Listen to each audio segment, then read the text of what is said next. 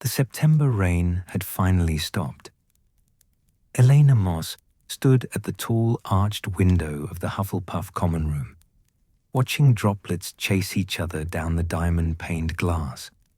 Beyond, the grounds of Hogwarts stretched into twilight. The lake, a sheet of hammered pewter. The forbidden forest, a dark smudge against the bruised sky. 3 weeks had passed since the sorting. 3 weeks of fumbling with her wand in charms, nearly melting her cauldron in potions, and getting hopelessly lost between transfiguration and the history of magic. But this evening, for the first time, Elena felt something shift inside her chest.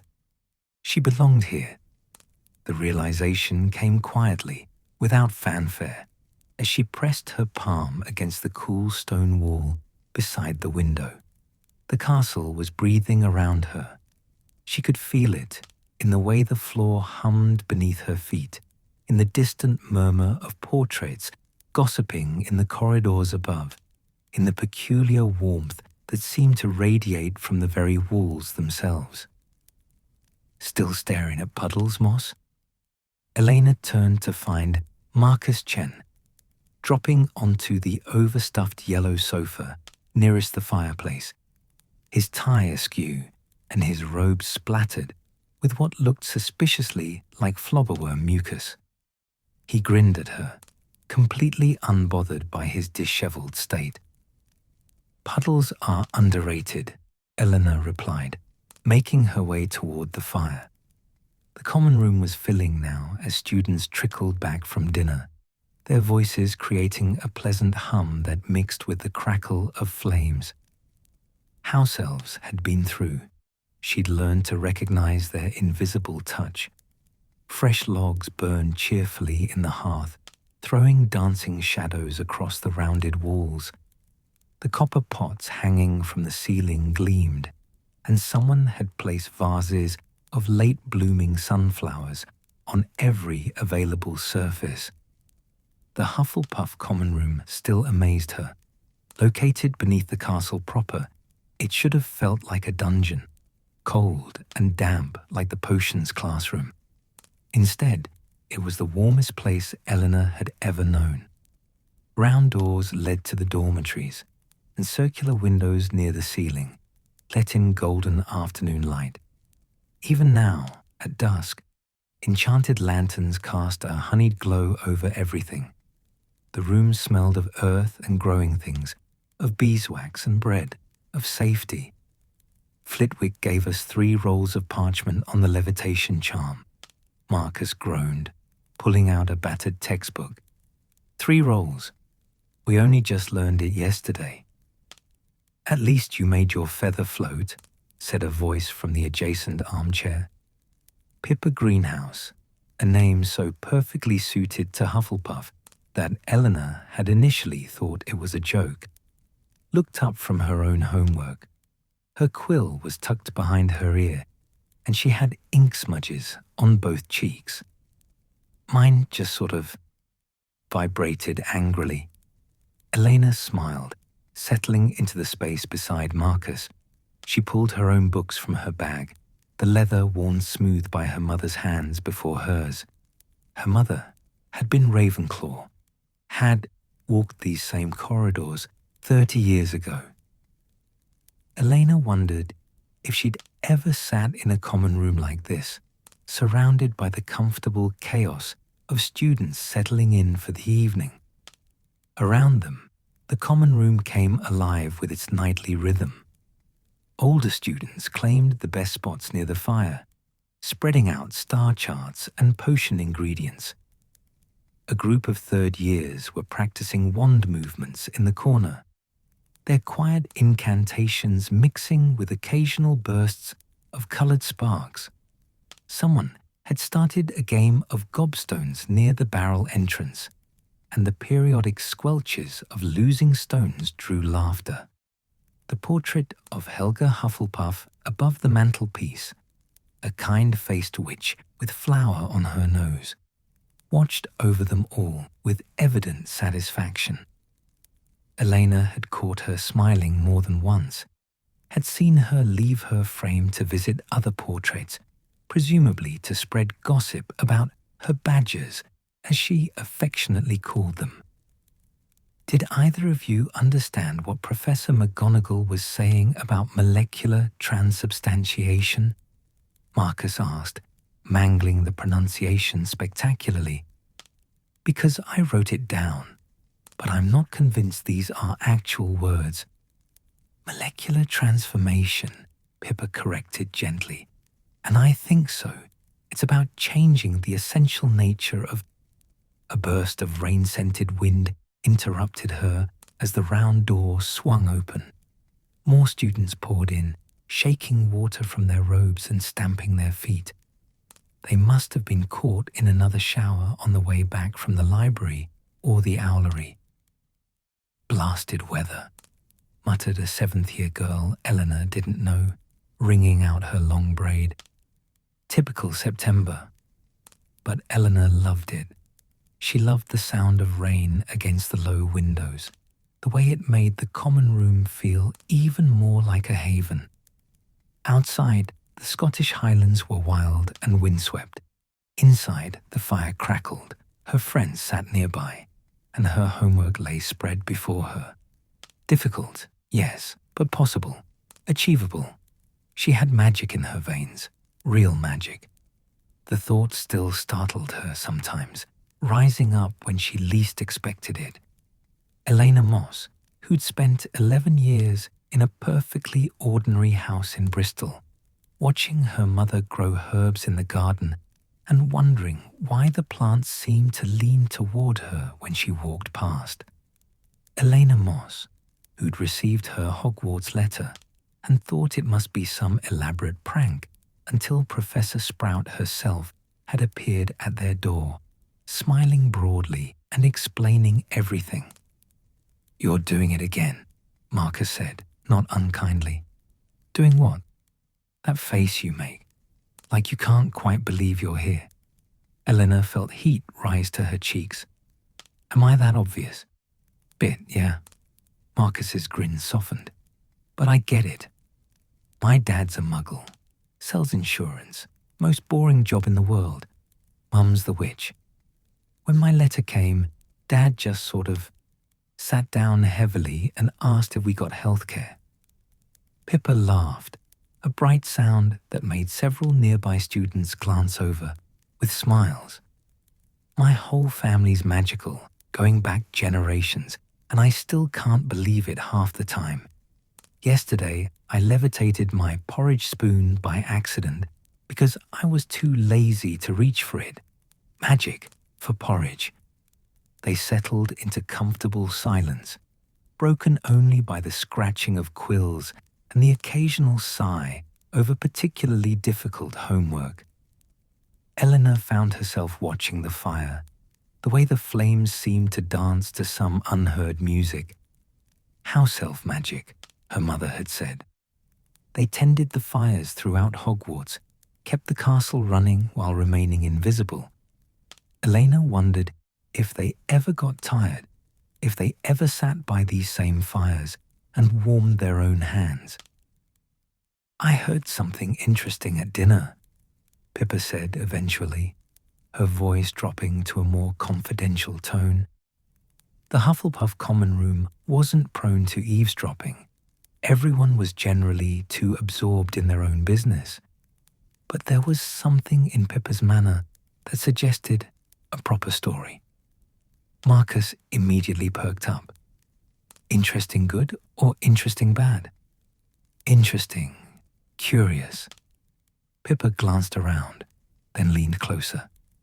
"You know the portrait of Artemisia Lufkin in the corridor outside the Great Hall?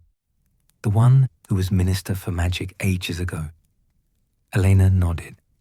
She'd passed that portrait dozens of times, had even paused once to admire the witch's elaborate robes, all silver and midnight blue. "Well, apparently she's been acting strangely, leaving her frame at odd hours, asking questions about the castle's foundations, muttering about something being not quite right. Portraits do that though, don't they? Marcus said. My cousin told me they're always wandering off to gossip with each other. Yes, but this is different. My sister's a 6th year, and she said Artemisia Lufkin hasn't left her frame in the 5 years Charlotte's been here. She's quite dignified, apparently. Doesn't engage in common portrait chatter. Eleanor felt a small spark of curiosity kindle in her chest. What does she think is wrong? No one knows. She won't say properly. Just keeps mentioning something about the old promises and foundations remembering. Pippa shrugged. Probably nothing. Portraits get odd sometimes, especially the old ones. They remember so much history that I think it all blurs together. But the phrase stuck in Elena's mind. The old promises. What promises? Made by whom? The common room continued its gentle evening bustle around them. A pair of 2nd years were having a heated but good-natured debate about proper herbology techniques. Someone was unsuccessfully trying to convince their toad to stay in its tank rather than exploring the windowsills. The scent of chamomile tea drifted from somewhere. One of the older students must have brought down a pot from their dormitory. Elena tried to focus on her transfiguration essay, but her thoughts kept drifting. Hogwarts was ancient, built over 1,000 years ago by witches and wizards whose magic had been powerful beyond imagining. What promises might have been made in those early days, and why would they matter now? Eleanor. She blinked, finding both Marcus and Pippa watching her with knowing expressions. You've been staring at the same sentence for 5 minutes, Marcus said. And I know it's not because transfiguration is that fascinating. I was just thinking. About the portrait, Pippa finished, grinning. I knew you would be. You get this look when something catches your interest. Very determined. I'm not determined. I'm just curious, both of them said in unison, then dissolved into laughter. Elena couldn't help but smile. 3 weeks ago, she'd known no one at Hogwarts. She'd sat at the Hufflepuff table after the sorting, overwhelmed and slightly terrified, surrounded by strangers. Now Marcus felt like the brother she'd never had, always ready with a joke or a reassuring grin. And Pippa, with her endless patience and surprisingly sharp observations, had become the kind of friend Elena had always hoped for. This was what her mother had meant, Elena realized. When she'd hugged Elena goodbye on platform 9 3/4, tears in her eyes, she'd whispered, "You'll find your people there. I promise." The evening deepened. Students began drifting toward the dormitories, yawning and gathering their books. The fire burned lower, settling into steady coals that pulsed with warmth. Elena finally managed to finish her transfiguration essay. Barely, and probably not her best work, but Professor McGonagall had said effort counted for something. "I'm done," Marcus announced, throwing down his quill with theatrical relief. "If I read one more word about wand movements, my brain will leak out my ears." "Charming image," Pippa said, but she was packing up her own things as well. "Breakfast is early tomorrow. We've got double potions." The collective groan from nearby first years showed that everyone had remembered this particular horror. Professor Snape, head of Slytherin House, and quite possibly the most intimidating person Elena had ever encountered, had a way of making even simple potion making feel like walking through a field of traps. They made their way to the dormitories, the round doors swinging open at their approach. The house elves had been through here too. The 5 4-poster beds were made with fresh linens, warming pans tucked between the sheets. Elena's trunk sat at the foot of her bed, next to the small table where she'd arranged her few possessions. A photo of her mother, a pressed flower from their garden, her wand resting in its case. The other girls in her dormitory were already settling in. Sarah and Meredith, both pure-blood witches who'd been friends since childhood, were braiding each other's hair and discussing the latest edition of Witch Weekly. Hannah, a quiet muggle-born like Elena, was reading in bed, her curtains half drawn. Elena changed into her nightgown, the soft cotton-worn familiar, through many washings. Through the circular window above her bed, she could see a slice of sky, clouds racing past, backlit by a moon she couldn't quite see. Rain pattered against the glass, gentle now, a lullaby rather than a storm. She climbed into bed, pulling the covers up to her chin. The mattress was the perfect firmness, the pillows soft enough to sink into. Warmth from the warming pan spread through the sheets, chasing away the September chill. Elena? She turned to find Pippa in the next bed, propped up on one elbow. Do you think we could investigate? The portrait thing, I mean. Just ask some questions. Find out what Artemisia Lufkin is so worried about. In the darkness, Eleanor smiled. I thought you'd say it was probably nothing. It probably is nothing. Pippa's voice carried a matching smile. But it would be interesting to find out, wouldn't it? What Hogwarts remembers. What promises might have been made. We'd need to be careful, not get in trouble. Obviously, we're Hufflepuffs. We're good at not getting in trouble. Elena considered this.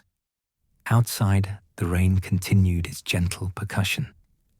The dormitory was warm and safe, her friends nearby, the castle breathing its ancient magic all around them. 3 weeks ago, she'd been overwhelmed by Hogwarts, lost in its corridors and confused by its magic. But now she wanted to understand it, wanted to know its secrets, not from fear but from growing affection, the way you wanted to know everything about a place that was becoming home. All right, she whispered into the darkness. We'll investigate. Brilliant. Pippa settled back into her pillows with a satisfied sound. Tomorrow, after double potions. If we survive double potions. When we survive double potions. The dormitory fell quiet, punctuated only by soft breathing and the rustle of pages as Hannah turned them in her book. Elena stared up at the canopy above her bed, watching shadows play across the fabric. Her mind was too active for sleep just yet, turning over questions like smooth stones. What promises had been made when Hogwarts was founded? What did the castle remember that its inhabitants had forgotten? And why was a portrait, a magical painting that had observed centuries of students, suddenly concerned about foundations? Through the window, the moon finally emerged from behind the clouds, casting silver light across the dormitory. It illuminated her mother's photograph on the bedside table. A young woman in Ravenclaw robes, standing in front of Hogwarts, smiling with the same mixture of wonder and belonging that Eleanor felt now. Her mother had found her place here, had walked these corridors and learned these spells and made friends who'd become like family, had discovered that magic wasn't just in wands and cauldrons, but in the way a castle could welcome you, the way strangers could become friends over shared homework, the way autumn rain could sound like home. Elena's eyes grew heavy. The warmth of the bed, the soft sounds of her dormitory mates settling into sleep, the distant hoot of an owl somewhere in the grounds. It all blended together into a cocoon of safety. Her last thought before sleep claimed her was simple and true. Tomorrow would bring double potions and probably humiliation, another mountain of homework and more corridors to get lost in. But it would also bring mysteries to unravel with friends beside her, secrets whispered by ancient portraits, and the continuing revelation of what it meant to belong to a place like Hogwarts. The castle, old and wise and infinitely patient, wrapped her in its magic and let her dream. The library smelled of old parchment and possibility. Eleanor had discovered this in her second week at Hogwarts. But now, 6 weeks into term, the scent had become as familiar as the herbaceous warmth of the Hufflepuff common room. She sat at a table near the restricted section, October sunlight slanting through the tall windows and illuminating dust motes that danced like tiny golden sprites. Her charms essay lay before her, half finished, while her mind wandered to more interesting territory. 3 weeks had passed since that first evening when Pippa had mentioned Artemisia Lufkin's strange behavior. 3 weeks of carefully orchestrated accidental encounters with the portrait outside the Great Hall. 3 weeks of polite questions that had yielded nothing but the painted witch's serene smile and vague pleasantries about the weather. "She's avoiding the subject," Marcus muttered, dropping into the chair beside Elena with enough force to make Madame Pince glare in their direction from her desk. He lowered his voice to a whisper. "I tried again this morning. Asked her straight out what she meant by old promises. She just changed the subject to proper dress robes for formal occasions." "Maybe she doesn't trust first years," Pippa suggested from across the table, not looking up from her herbology textbook. "We're not exactly experienced investigators." "We're not investigators at all," Elena pointed out, though the words sent a small thrill through her chest. "We're just curious." "Dangerously curious," Marcus grinned. "The best kind." Elena returned to her essay, but her attention kept drifting to the windows. October had transformed Hogwarts. The grounds blazed with autumn color. The trees around the lake wore crowns of gold and crimson, and the forbidden forest had darkened to a deeper, more mysterious green. The castle itself seemed to lean into the changing season, its stones warm in the afternoon sun, its shadows growing longer and more interesting as the days shortened. Yesterday, walking back from herbology, Elena had noticed something odd. The portrait of Artemisia Lufkin hadn't been alone. 3 other portraits, ones she'd never seen leave their frames before, had been clustered in Lufkin's painting, their heads bent together in intense conversation. When Eleanor had approached, they'd scattered back to their respective frames with a speed that suggested guilt. Portraits gossiping wasn't unusual, but portraits who normally stayed put, suddenly having secret meetings, that felt significant. "I think we're approaching this wrong," Elena said quietly, setting down her quill. "We keep asking Artemisia Lufkin directly, but what if we talk to other portraits, the ones who were in her frame yesterday?" Marcus's eyes lit up. "Witness interviews. I like it." "They're not witnesses," Pippa said, but she was smiling. Though Eleanor has a point. Portraits love to talk if you approach them correctly. My sister says you have to appeal to their vanity. Ask about their own lives and accomplishments first. "So we flatter them into giving us information," Marcus said. "I can do that. I'm excellent at flattery." "You're excellent at exaggeration," Pippa corrected, but her tone was fond. Elena made a note in the margin of her charms essay. check portraits near Lufkin, names, histories. The essay itself was about the theoretical foundations of the levitation charm, and she'd been struggling to reach the required 2 feet of parchment. Professor Flitwick had a way of making magic sound simple in class, but explaining it on paper was entirely different. The library was busy for a Thursday afternoon. Students occupied most of the tables, their heads bent over homework or buried in books. A group of Ravenclaws had claimed the large table near the divination section and were having what looked like a heated but quiet debate about crystal ball interpretation. 2 Slytherin 5th years were practicing wand movements in the corner, their lips moving silently through incantations. Elena found herself watching them, fascinated by how natural magic looked when performed by older students. Her own spell work still felt clumsy, like trying to write with her non-dominant hand. But those 5th years moved their wands with the ease of long practice, confidence in every flick and swish. "Would you stop staring and help me with this?" Marcus hissed, shoving a potions textbook under her nose. "I can't figure out why you're supposed to stir moonstone essence counterclockwise. What difference does the direction make?" "It has to do with the molecular binding," Pippa said absently, still absorbed in her own work. "Clockwise tightens the bonds, counterclockwise loosens them. If you stir moonstone essence clockwise, it becomes inert." "How do you know that?" "I read the footnotes." Marcus stared at her. "Who reads the footnotes?" "People who don't want to fail potions," Pippa replied with perfect tranquility. Elena smiled, turning back to her own essay.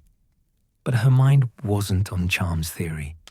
It kept circling back to Artemisia Lufkin, to the phrase, "old promises," to the way the portrait had said, "foundations remembering," as if the castle itself had memory.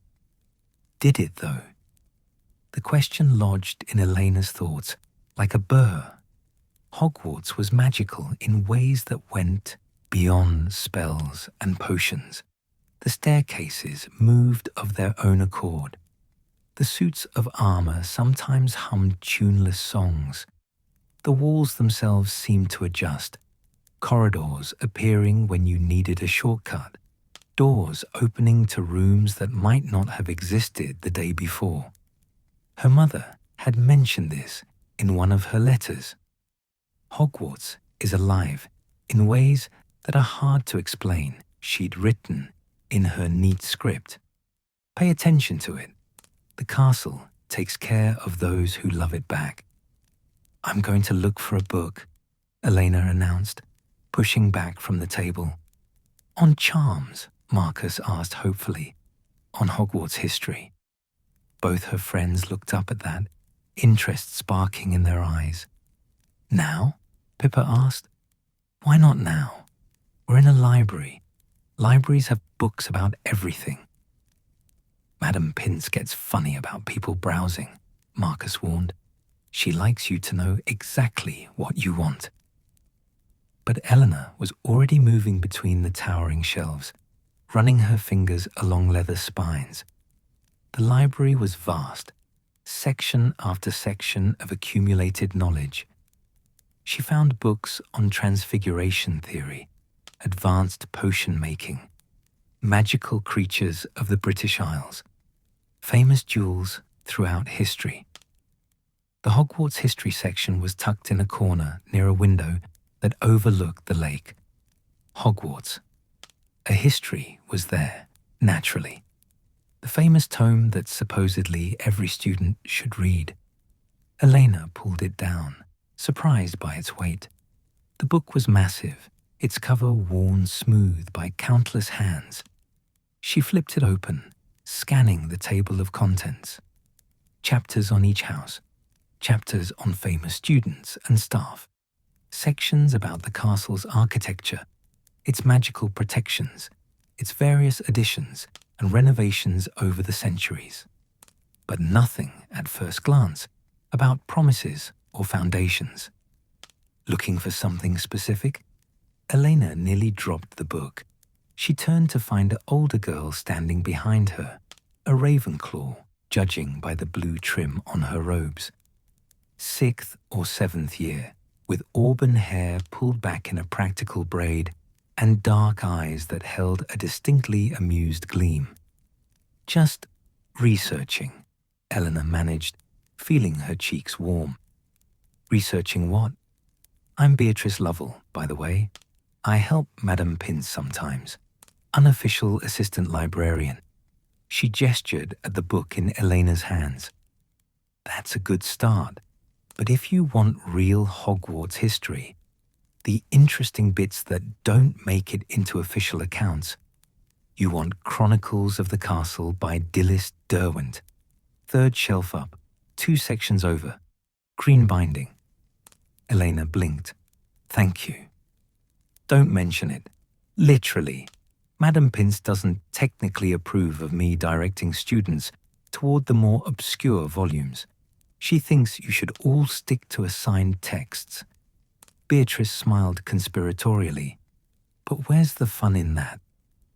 She drifted away before Elena could respond, disappearing between the shelves like a helpful ghost.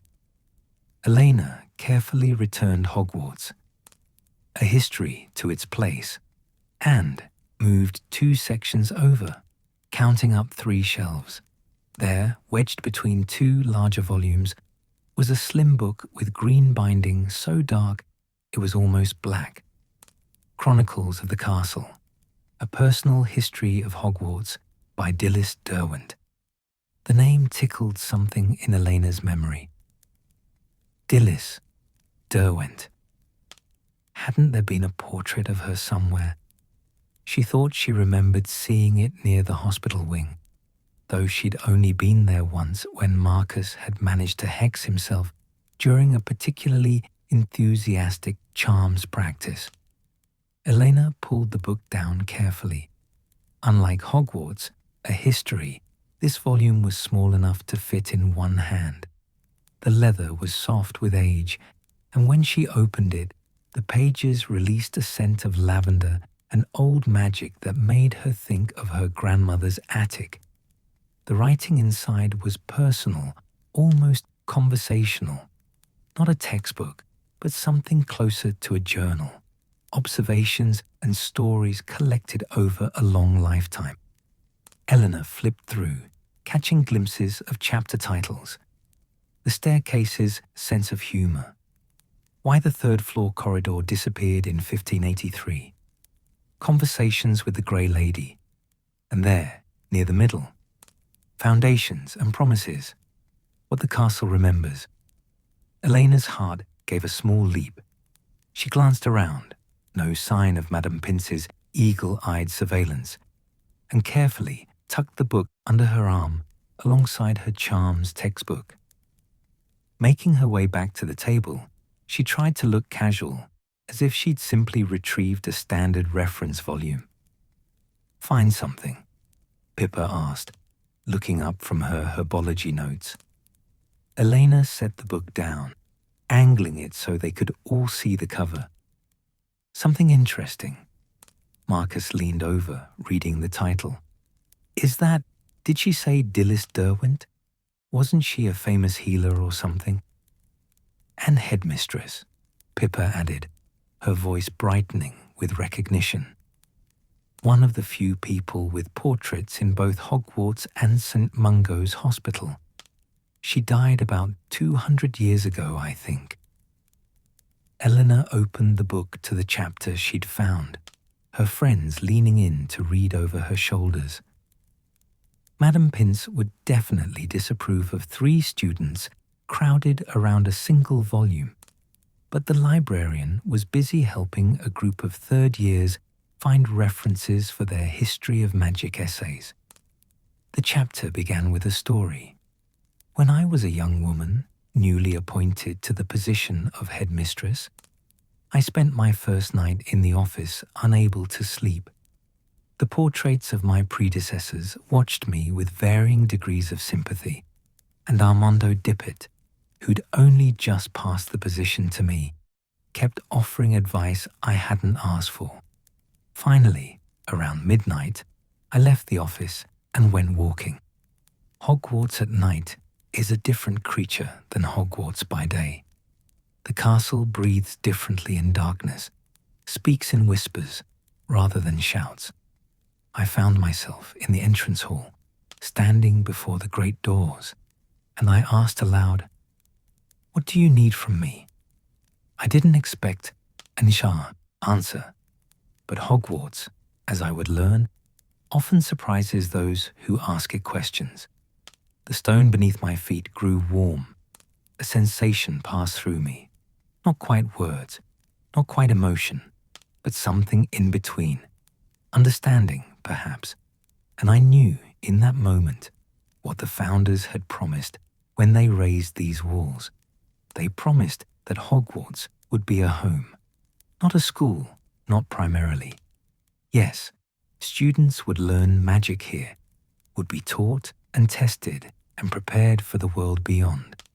But first and foremost, Hogwarts would be a place of safety, a refuge, a home for those who had none, a family for those who'd been cast out, a shelter from all the storms, magical and mundane, that might threaten those inside its walls. The founders bound this promise into the foundations. They wove it through every stone, every enchantment, every protective ward. Hogwarts chooses to accept students. Hogwarts chooses to keep them safe. The castle itself is the first and most powerful magic here, and it remembers what it was made to be. Eleanor read the passage twice, her finger tracing the words. Beside her, Marcus and Pippa were equally silent, absorbed in their own reading. "A home," Pippa whispered finally. "Not a school, a home." "That's why it feels the way it does," Marcus said slowly. "The common rooms, the way the castle seems to adjust to you. I thought I was imagining it. But last week, when I was lost and late for transfiguration, a corridor I'd never seen before just appeared, led me straight to McGonagall's classroom." Elena nodded. She'd had similar experiences, the castle revealing shortcuts, doors opening at convenient moments, suits of armor directing her when she'd gotten turned around. She'd attributed it to luck. But what if it was something more deliberate? "But why would Artemisia Lufkin be worried about this?" Pippa asked, keeping her voice low. "If the castle's been fulfilling its promise for 1,000 years, what's changed?" That was the question, wasn't it? Elena turned the page, hoping for more information, but the chapter ended there. The next section was about the house elves and their role in maintaining the castle's daily functions. "Maybe something's threatening the promise," Marcus suggested, "or threatening the castle's ability to keep it." "Or maybe," Elena said thoughtfully, "the castle is trying to tell us something, and Artemisia Lufkin is the messenger." They sat in silence for a moment, the weight of this possibility settling over them. Outside the windows, the October sun was sinking lower, painting the lake in shades of copper and gold. Students around them continued their studies, oblivious to the conversation happening at their table. "We need to talk to her again," Pippa decided, "but properly this time. No more vague questions. We tell her we know about the founder's promise." "Will she talk to first years, though?" Marcus asked. "We're nobody. Why would she trust us?" Elena thought about this, turning it over in her mind. Why would an old portrait trust 3 first-year students with information about Hogwarts foundations? They had no authority, no special knowledge, no particular power. But then again, wasn't that exactly the point? The founder's promise wasn't about power or authority. It was about home, about belonging, about the castle choosing to protect those within its walls, regardless of their status or importance. Because we care, Elena said quietly. Because we're asking the right questions. Because we want to understand, not just to know something secret, but because She struggled to find the right words. Because we love it here, already, and maybe that matters. Pippa smiled at that, warm and approving. That's very Hufflepuff of you. Is it? Absolutely. We're loyal to places as much as people. It's why the common room feels like home. We don't just live in Hogwarts. We become part of it. Marcus was nodding. My mum said something similar when she dropped me off at King's Cross. Said Hufflepuffs don't just attend Hogwarts, we tend it. Like gardeners. The image resonated with Elena. Tending, nurturing, helping something grow. That felt right. That felt true. So we talked to Artemisia Lufkin after dinner, she said, making it a decision. We tell her we know about the promise, and we ask what she's worried about. If she refuses to tell us, we at least tried. And if she does tell us, Marcus asked, then we help, Pippa said simply. However we can. They returned to their homework, but the atmosphere had shifted. They were no longer just students grudgingly completing assignments. They were investigators, amateur ones, certainly, and probably naive, but investigators nonetheless. They had a mystery, a purpose, and the beginning of a path forward. Elena managed to finish her charms essay, though she suspected Professor Flitwick would find it somewhat lacking in theoretical rigor. The words came easier now, her mind still half occupied with Dilys Derwent's account and what it might mean. Marcus struggled through his potions homework with Pippa's patient assistance, and Pippa herself finished not only her current assignments, but started reading ahead in Transfiguration. The library emptied gradually as dinner approached. Students gathered their books and filed out, their voices rising to normal volume once they'd passed beyond Madame Pince's domain. Elena carefully closed Chronicles of the Castle and brought it to the checkout desk. Madame Pince examined the book with narrowed eyes, as if suspecting it of being something it shouldn't be. You're checking out Dilys Derwent. For research, Elena said, hoping that sounded appropriately academic. But the librarian stamped the return date on the inside cover and handed it back. 2 weeks. No food near it. No dog-earing pages. And if I find a single crease in the spine, you'll be banned from borrowing anything until Christmas. Yes, Ma'am. They escaped into the Eyes Ace corridor, where the October twilight was just beginning to deepen. Torches along the walls flickered to life automatically, casting dancing shadows. Portraits were stirring for their evening activities, visiting neighbors, gossiping about the day's events, occasionally breaking into song if they'd had too much painted wine. There, Marcus whispered, nodding toward the great hall. Artemisia Lufkin, and she's alone. The portrait showed a distinguished witch in formal robes of silver and midnight blue, standing in what looked like a grand office. Behind her, through painted windows, a painted moon rose over a painted London skyline. She was reading a book, or at least pretending to, but her eyes kept flicking toward the corridor as if watching for something, or someone. Eleanor took a breath, squared her shoulders, and approached the portrait. Behind her, she felt rather than saw Marcus and Pippa fall into step. flanking her like supportive shadows. "Excuse me, Madam Lufkin?"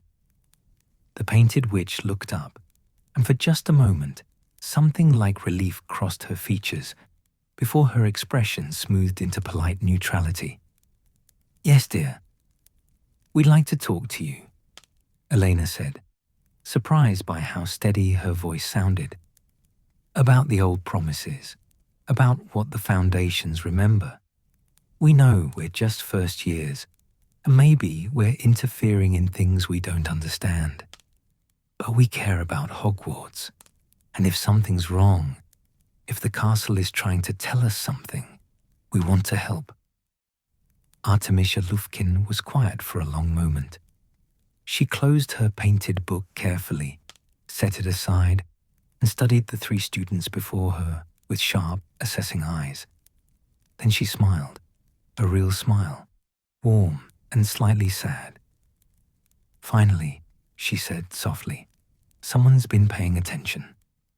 Rain drummed against the great hall's enchanted ceiling. Elena watched drops chase each other across the illusion of stormy sky, their paths random and mesmerizing.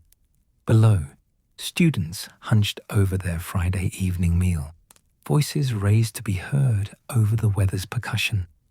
The Halloween decorations had been taken down only days ago, the carved pumpkins, the live bats, the cobwebs that had been perhaps too realistic. But November had arrived with its own kind of magic, darker, quieter, more contemplative. At the Hufflepuff table, conversation flowed around her like a warm current. Marcus was arguing good-naturedly with a third year about the proper technique for dodging bludgers, despite having never played Quidditch. Pippa sat across from them, methodically working through her shepherd's pie while reading a book propped against her goblet, a feat of coordination Eleanor had learned to admire. But Elena's mind was elsewhere, circling back to the conversation they'd had with Artemisia Lufkin 2 weeks ago. "The castle is restless," the portrait had said, her painted eyes grave. "Not in danger, precisely, but unsettled, like someone troubled by half-remembered dreams." "Dreams about what?" Elena had asked. "About being forgotten, about promises unkept." It had been cryptic, frustratingly so. Lufkin had spoken in riddles and metaphors, never quite giving them concrete information. The founder's promise, home, safety, belonging, was being maintained, she'd assured them. But something else was missing. Something the castle yearned for, but couldn't quite name. "Think of it this way," Lufkin had finally said. "Hogwarts was built to be a home, but what makes a home? Not just walls and warmth, something deeper, something about being truly known."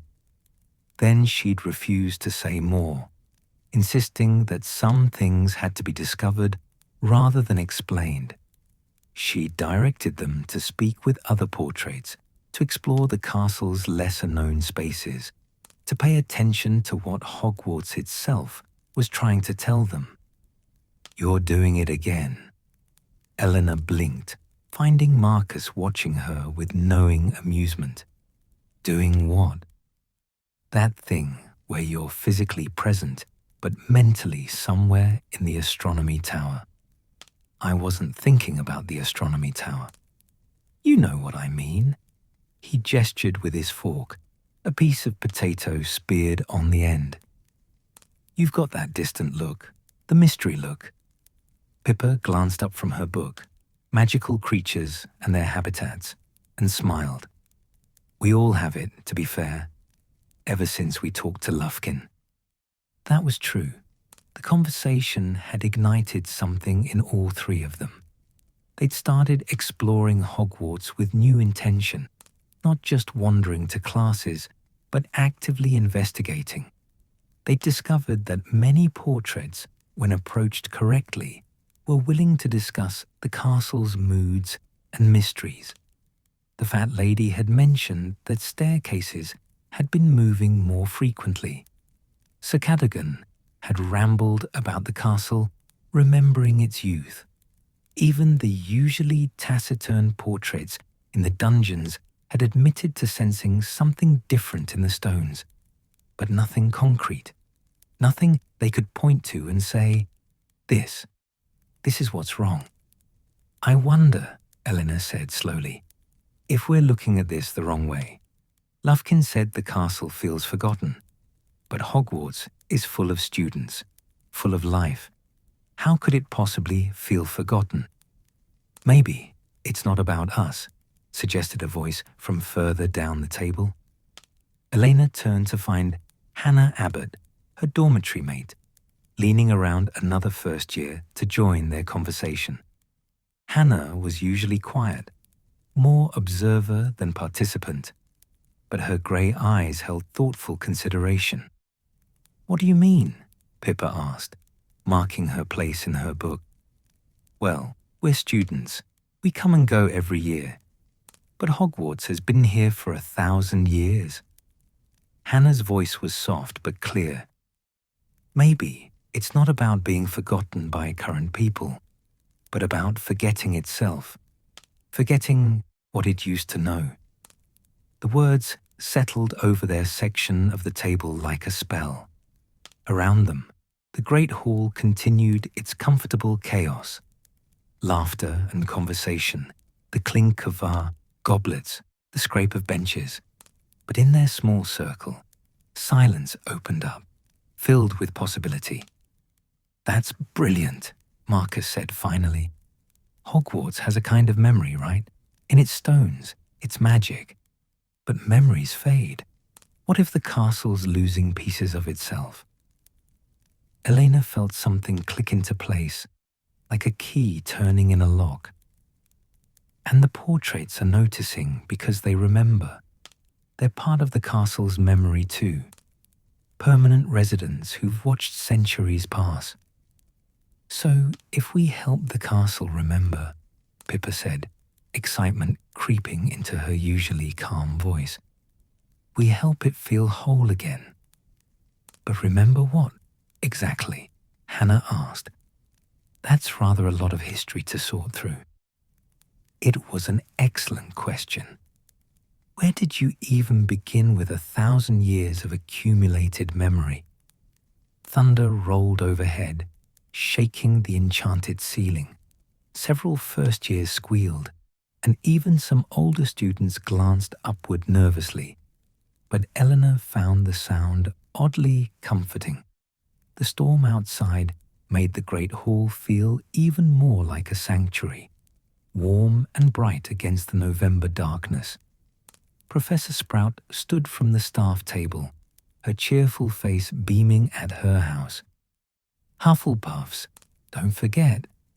Common room gathering tonight. House meeting about the upcoming Quidditch season and the Christmas charitable project. A murmur of acknowledgement rippled through the Hufflepuff table. Elena had heard about these gatherings, informal house meetings where older and younger students mixed, where traditions were explained and house unity was fostered. She'd been looking forward to her first one. Come on, Pippa said, closing her book and standing. We should get good seats. My sister says these meetings can get quite crowded.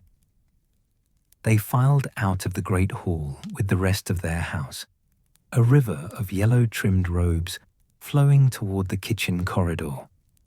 The portrait of the fruit bowl came into view, and older students reached up to tickle the pair. It giggled. Elena still found that delightful, and swung open to reveal the entrance to the Hufflepuff common room. The warmth hit them immediately, along with the scent of fresh-baked bread and honey. House elves had outdone themselves. The fire roared cheerfully, every lamp and candle burned bright, and somehow the round room had expanded to accommodate the influx of students. Cushions materialized on the floor, extra chairs appeared near the walls, and small tables laden with biscuits and hot chocolate, were strategically placed throughout. "Over here," Marcus claimed a spot near the fireplace, a cluster of cushions that would fit all four of them comfortably. They settled in, accepting mugs of hot chocolate from a house elf who appeared at Eleanor's elbow with such suddenness that she nearly jumped. The elf smiled, genuinely pleased to be serving, and vanished again before Eleanor could stammer out thanks. The common room filled rapidly. All 7 years of Hufflepuff students crowded in, from tiny first years to towering 7th years, who looked impossibly adult and competent. There was no formal seating arrangement. Older students mixed freely with younger ones, creating clusters of conversation that felt more like family gathering than school meeting. Professor Sprout positioned herself near Helga Hufflepuff's portrait, and the painted founder leaned forward with obvious interest. Elena noticed that other portraits around the common room had also gathered witnesses, painted faces crowding into frames to observe the proceedings. Right then, Professor Sprout's voice carried easily, despite not being magically amplified. "Welcome, Badgers, to our first November house meeting. We have several items to discuss. But first, how are we all settling into term?" A general murmur of positive response. "Excellent. Now, Quidditch." She gestured to a 7th-year boy who stood up with the easy confidence of someone used to leadership. "Our captain has news." The captain, Zacharias Smith, Elena remembered, launched into an enthusiastic report about the team's prospects for the year. Hufflepuff hadn't won the cup in several years, but they had a strong seeker and 2 excellent beaters. Practice schedules were discussed, and tryouts for 2 open chaser positions were announced for the following week. Elena found herself only half listening. Her attention kept drifting to the portrait of Helga Hufflepuff, who was watching the proceedings with an expression of such fondness that Eleanor felt her throat tighten. The founder looked at her students, her house, her legacy, with unmistakable love. This was what home looked like, Elena realized. Not perfection or grandeur, but belonging. Students of all years sharing space, sharing concerns, supporting each other's endeavors. The Quidditch discussion morphed into excited chatter about strategy. Then someone mentioned the upcoming Hogsmeade weekend for 3rd years and above, which led to older students offering to bring back sweets for younger ones. "And now," Professor Sprout said, drawing attention back, "our Christmas tradition. Each year, Hufflepuff House adopts a charitable cause. We raise funds, organize events, and give back to the wider wizarding community. Last year, we collected children's books for St. Mungo's Young Patients Ward. This year, we're considering several options." A 5th-year girl stood, consulting notes written on parchment. "We could support the Society for the Protection of Creatures' Homes. They're always needing supplies. Or the Magical Orphanage in London. Or there's a new initiative to provide cauldrons and basic potion supplies to Muggle-born students who can't afford them." "The last one," Hannah said quietly beside Elena. Then, surprised at herself, she repeated louder, "The last one. The supplies for Muggle-born students." Several older students turned to look at her, but their expressions were encouraging rather than dismissive. "Why that one, particularly?" Professor Sprout asked kindly. Hannah's cheeks flushed, but she continued, "Because it's expensive, being magical. My parents are Muggles. They don't understand why I need so many books or why cauldrons cost what they do. They're supportive, but it's hard on them. Some families might struggle to afford everything, and that shouldn't prevent students from succeeding here. The common room had gone quiet, but it was the attentive silence of people genuinely listening. That's the whole point of Hogwarts, an older boy said from near the wall. Everyone magical deserves education, regardless of background or wealth. The founders believed that. Helga Hufflepuff especially, added a girl with her hair in elaborate braids. She argued most strongly that Hogwarts should accept all magical students, that no one should be turned away for lack of means or status. Elena glanced at the portrait. Helga Hufflepuff was nodding vigorously, her painted face glowing with approval. "Show of hands," Professor Sprout said. "Who supports helping Muggle-born students with supplies?" Nearly every hand in the common room rose, a forest of arms and united purpose. "Unanimous," Professor Sprout declared, smiling broadly. "We'll organize fundraising events starting next week. Bake sales, perhaps. A sponsored study-a-thon. Maybe we can convince the house elves to let us host a small dinner and charge attendance." She winked, though everyone knew the house elves would agree to anything that involved feeding students. The meeting continued. Announcements about homework help sessions, reminders about curfew, a brief mention of an inter-house dueling club that was starting for interested third years and above. But Elena's mind had snagged on something. Everyone magical deserves education, regardless of background or wealth. No one should be turned away for lack of means or status. Helga Hufflepuff had believed that, had fought for it, and Hufflepuff House still carried that value 1,000 years later. They were voting to help students they'd never meet, spending their own time and energy to ensure no one was excluded from magical education. That was memory, Elena realized. That was Hogwarts remembering itself through the students who embodied its founding principles. The meeting wound down naturally, students breaking into smaller conversations. Someone produced a deck of cards, and a game started near the window. A group of sixth years began helping younger students with transfiguration homework, their explanations patient and clear. The house elves brought more hot chocolate and also butter beer, which Eleanor tried for the first time, sweet and warming, with a taste she couldn't quite identify, but immediately loved. Marcus got drawn into a conversation about charms theory with a pair of fourth years. Pippa found someone who shared her interest in herbology and was soon deep in discussion about proper pruning techniques for venomous, tentacular. Hannah stayed close to Elena, both of them content to observe the comfortable chaos. "This is nice," Hannah said softly.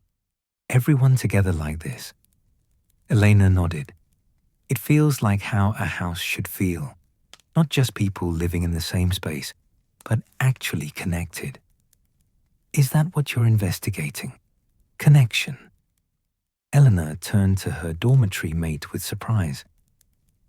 "How did you know we were investigating anything?" Hannah smiled, a small quirk of her lips.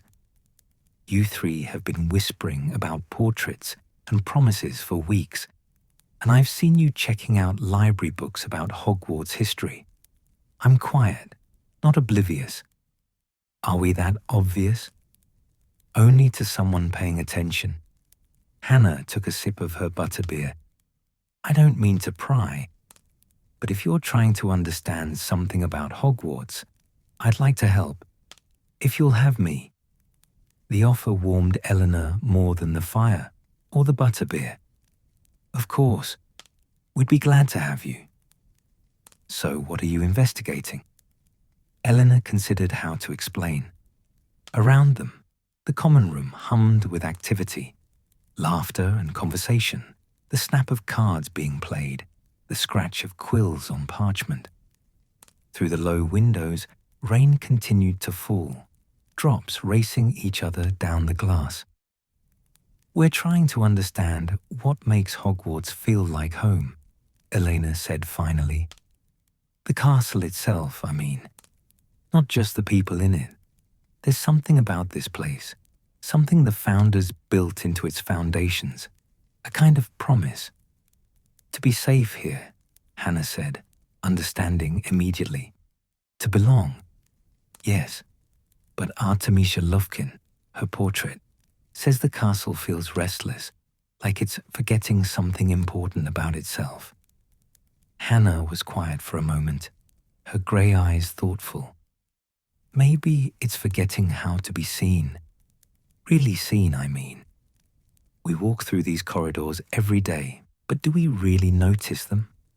We sleep in these dormitories, eat in the Great Hall, study in classrooms. But do we understand what they are?" "What do you mean?" "I mean," Hannah struggled for words. "When I first got here, everything was overwhelming.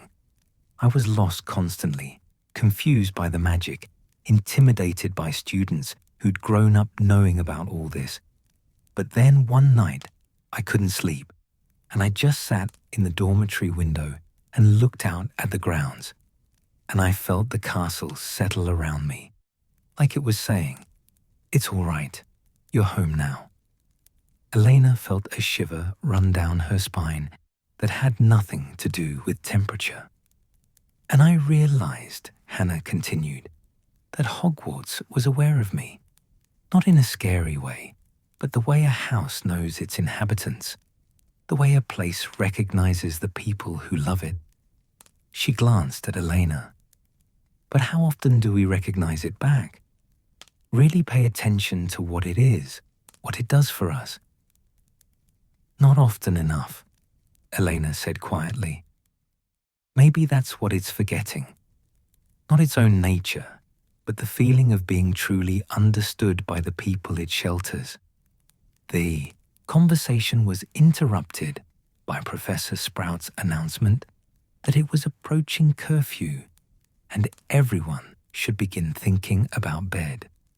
The common room began its gradual dissolution, students drifting toward the dormitories with sleepy good nights and promises to continue interrupted conversations tomorrow.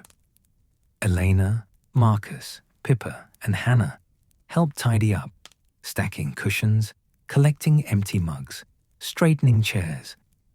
The house elves would handle the actual cleaning, but it felt right to leave things orderly, a small way of showing respect for those who cared for their spaces. "Good meeting tonight," Marcus said as they headed toward the girls' dormitory. "I learned more about charms in 20 minutes with those fourth years than I did in a week of Professor Flitwick's lectures. That's because they explained it like normal people, instead of assuming we understand theoretical frameworks," Pippa replied, but she was smiling. The dormitory was warm and welcoming, beds turned down and warming pans already placed between the sheets. Eleanor changed into her nightgown, the soft flannel worn comfortable through many washings. Through the window above her bed, she could see rain still falling, though gentler now, a whisper rather than a drumbeat. She climbed into bed, pulling the covers up to her chin. The other girls settled in around her. Pippa in the next bed, Hannah across the room, Sarah and Meredith still chattering quietly about the house meeting. "Elena," Pippa's whisper carried across the small space between their beds. "Hannah's right, I think, about the castle wanting to be seen. It reminds me of something Professor Sprout said in herbology last week, that plants thrive when you pay attention to them. Really notice them, not just water them mechanically, magical empathy, Hannah added softly from her bed. My mum's a therapist. She says people need to feel witnessed, really seen and understood. Maybe magical castles need that too. Elena thought about this, listening to the rain and the quiet breathing of her dormitory mates. Hogwarts had been standing for 1,000 years, inhabited by countless students who'd come and gone like seasons. All those people had lived here, learned here, grown here. But how many had truly seen the castle itself? Had understood it not as a building, but as a living magical entity with its own needs and nature? The founders had understood. They'd built those understanding into the foundations, woven it through the walls. But understanding could be forgotten, lost like memories fading over time. Tomorrow, Eleanor whispered into the darkness, we should start documenting it. The castle, I mean. Not just investigating the mystery, but really observing Hogwarts, writing down what we notice, what makes it special. Like a journal, Pippa said, or a chronicle. Exactly. I'll help, Hannah offered. I'm good at noticing details. Me too, Marcus called from somewhere, probably just outside the girls' dormitory, breaking the rules as usual. Someone has to notice the fun bits, while you three focus on the serious observations. Pippa threw a pillow in the direction of his voice, and his yelp of surprise was followed by retreating footsteps and muffled laughter. Eleanor smiled into her pillow. This was right. This was good. 4 first years trying to understand a 1,000-year-old magical castle. It should have been absurd. But instead, it felt important, like a task they'd been quietly chosen for, without realizing it. Outside, the November rain continued its gentle percussion. Inside, the dormitory radiated warmth and safety. And somewhere in the stones around them, Hogwarts breathed its ancient magic, patient and eternal, waiting to be truly seen. Elena's last thought before sleep claimed her was simple. We see you. We're trying to understand. We won't let you be forgotten. And perhaps it was imagination, or perhaps it was real, but she could have sworn the castle hummed contentment in response. A sound felt more than heard, vibrating through stone and magic and the very air itself. Home, it seemed to say. You're home now. December arrived at Hogwarts like a whispered spell. Elena woke one morning to find the world transformed. Through the circular window above her bed, everything had turned white.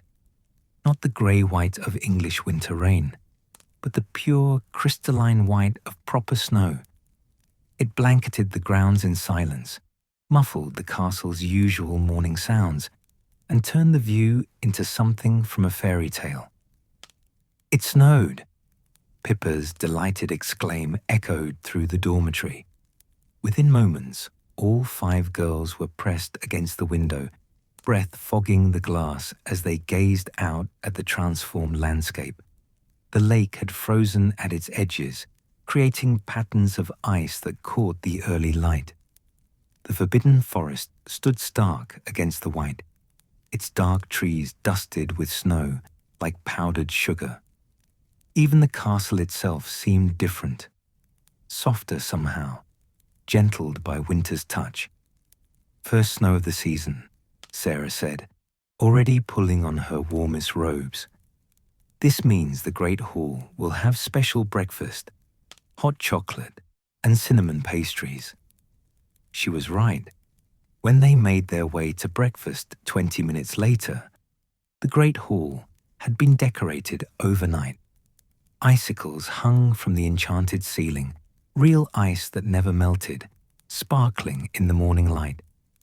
The house tables were laden with warming foods, porridge with honey and cream, toast with butter that actually steamed, sausages that sizzled on serving platters, and yes, enormous jugs of thick hot chocolate topped with cream.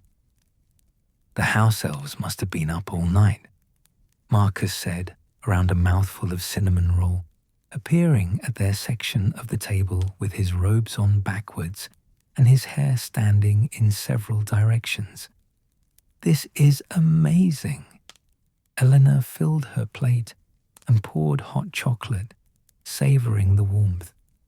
Outside the tall windows, snow continued to fall in lazy spirals.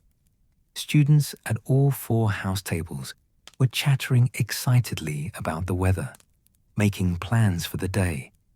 It was Saturday, no classes, which meant the grounds would soon be filled with students building snow fortresses and having snowball fights. But Eleanor's attention was caught by something else. At the staff table, Professor Dumbledore was speaking quietly with Professor McGonagall, both of them glancing occasionally toward the entrance hall. There was nothing alarming in their manner, but something about their focus suggested purpose. "What are you looking at?" Pippa asked, following Eleanor's gaze. "I'm not sure." The professors seemed concerned about something. Hannah, who joined them for breakfast, she'd been doing that more often since the house meeting, leaned in. "I heard Professor Flitwick mention something yesterday about the castle's heating charms fluctuating. Apparently some corridors are colder than they should be." "That's not unusual in winter, though, is it?" Marcus asked. "Old castles are drafty." "But Hogwarts isn't just old," Elena said slowly. "It's magical. The temperature should regulate itself through enchantments." They exchanged meaningful looks.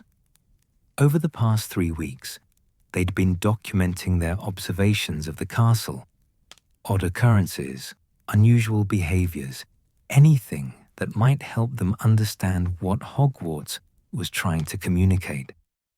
Elena carried a small journal now, purchased during her last trip to Hogsmeade with a third-year friend who'd taken pity on her curious nature. The journal was filling with notes, staircases that moved more frequently than usual, portraits that seemed distracted or melancholy, suits of armor that hummed fragments of old songs, and now, temperature fluctuations in the heating charms. "We should investigate," Pippa said quietly. "See which corridors are affected." "After breakfast," Marcus insisted. "And possibly after snow activities. I mean, we're still students. We're allowed to have fun." He had a point. Eleanor found herself smiling at his practical wisdom. They were investigating a mystery, yes, but they were also 11-year-old students experiencing their first proper winter at Hogwarts. There should be room for both. Breakfast stretched long and lazy, students reluctant to leave the warmth of the Great Hall for the snowy outdoors. But eventually, bundled in cloaks and scarves, they ventured out.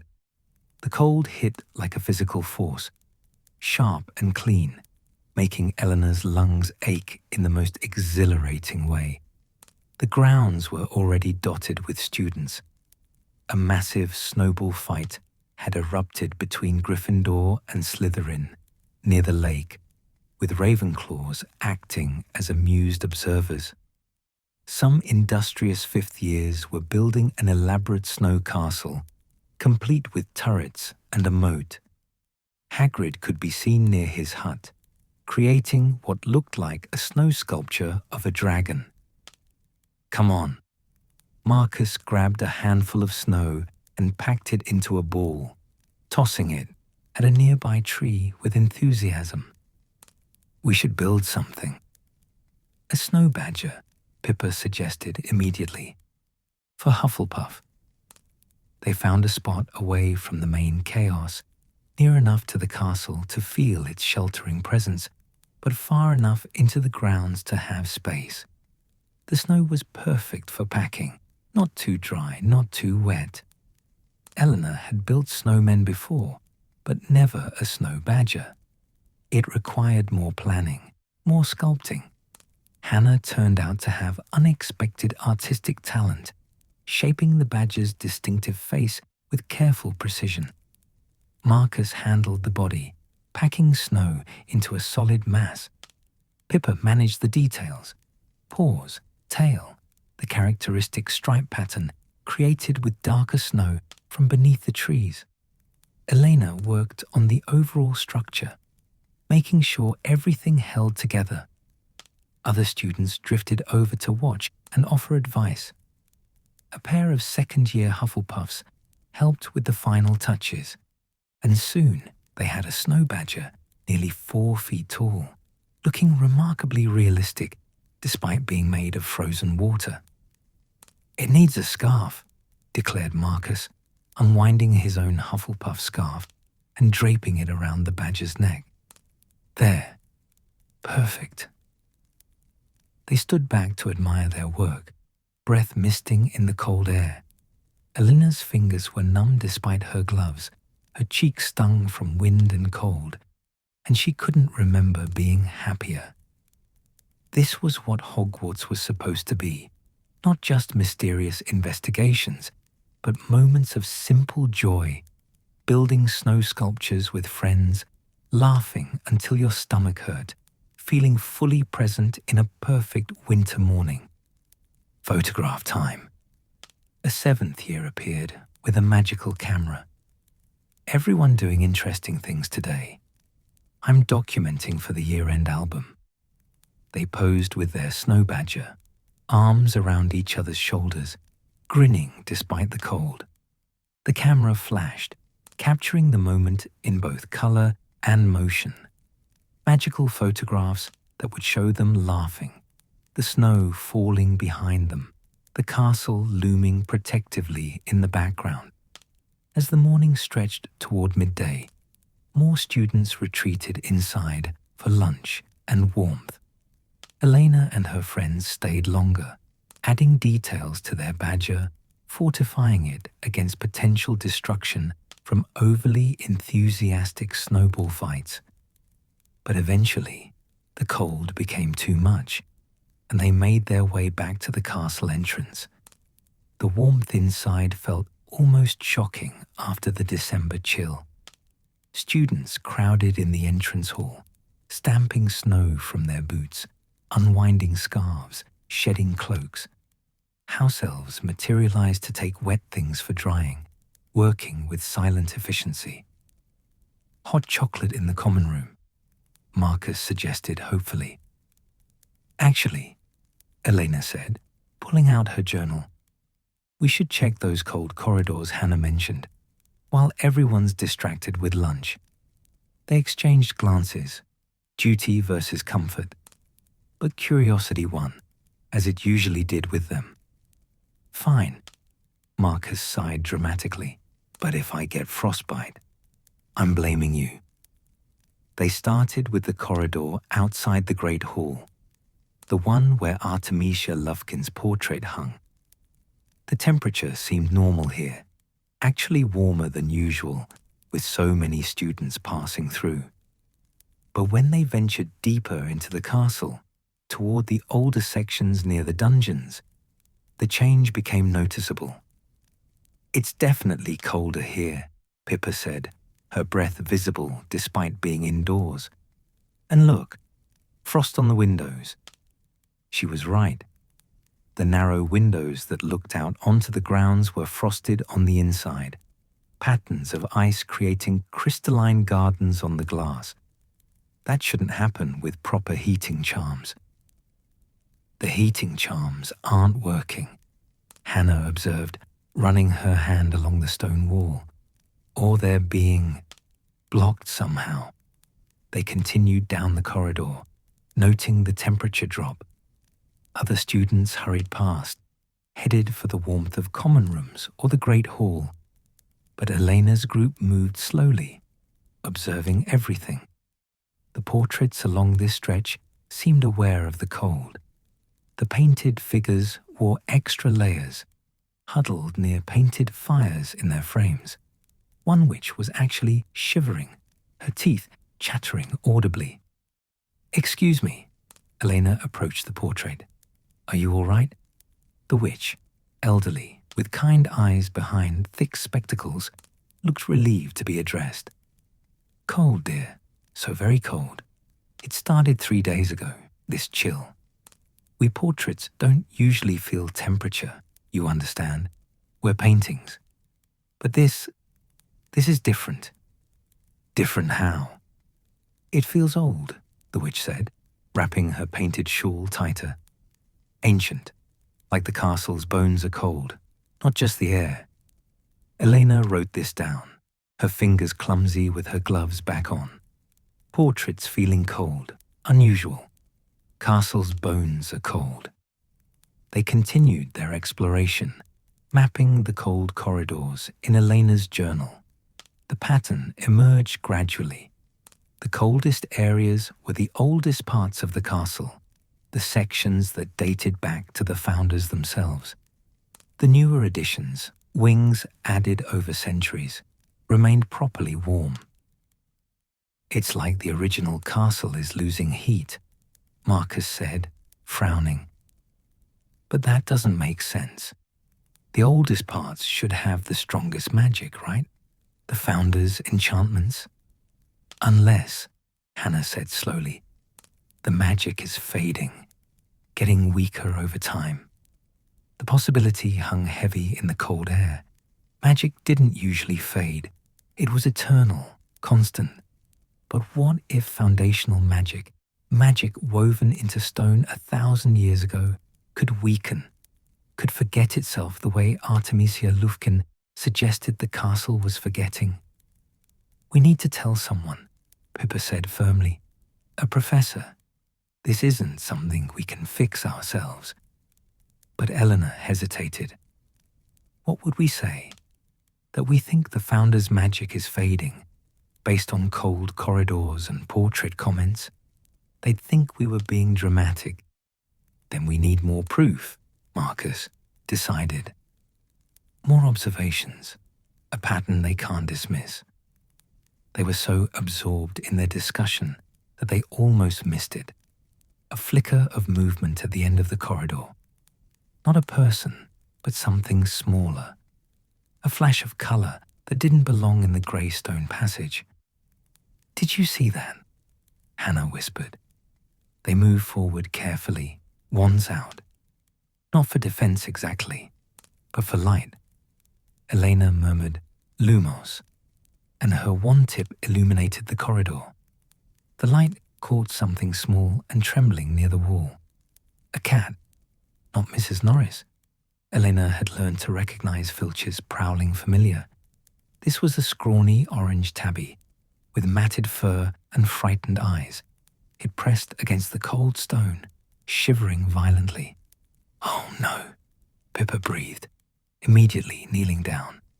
"Poor thing. It must have gotten inside, and now it's trapped in the cold." But Eleanor wasn't so sure. Something about the cat seemed wrong. Not in a dangerous way, but in a magical one. The way it appeared, the timing of it, the location in the coldest corridor. "Wait," she said as Pippa reached for the cat. "Don't touch it yet." Pippa paused, looking back with confusion. Eleanor approached slowly, studying the cat with her lit wand. Up close, she could see that the animal wasn't quite solid. Its edges blurred slightly, like a photograph going out of focus. And its eyes, they held too much awareness for a normal cat. "It's not real," Elena said softly. "It's magical, some kind of manifestation." As if responding to being recognized, the cat solidified slightly. It looked at Elena with such profound sadness that she felt her throat tighten. "What are you?" she asked quietly. The cat didn't answer. It couldn't, obviously. But it turned and began walking down the corridor, then paused and looked back. The message was clear. "Follow me." They exchanged uncertain glances. "Should we?" Marcus asked. "Probably not," Hannah said. "Definitely not," Pippa added, but Elena was already moving, following the strange cat deeper into the cold corridor. Behind her, she heard her friends sigh in unison, then the sound of their footsteps as they hurried to catch up. The cat led them through passages Eleanor had never explored, older sections where the stones were rougher, more ancient. The temperature dropped further, their breath creating clouds that hung in the still air. The cat moved with purpose, never hurrying, but never pausing either. Finally, it stopped before a door. Not a grand door, nothing like the enormous entrances to the Great Hall or the main castle gates. This was small, wooden, bound with iron that had rusted with age. It looked like it hadn't been opened in decades, maybe centuries.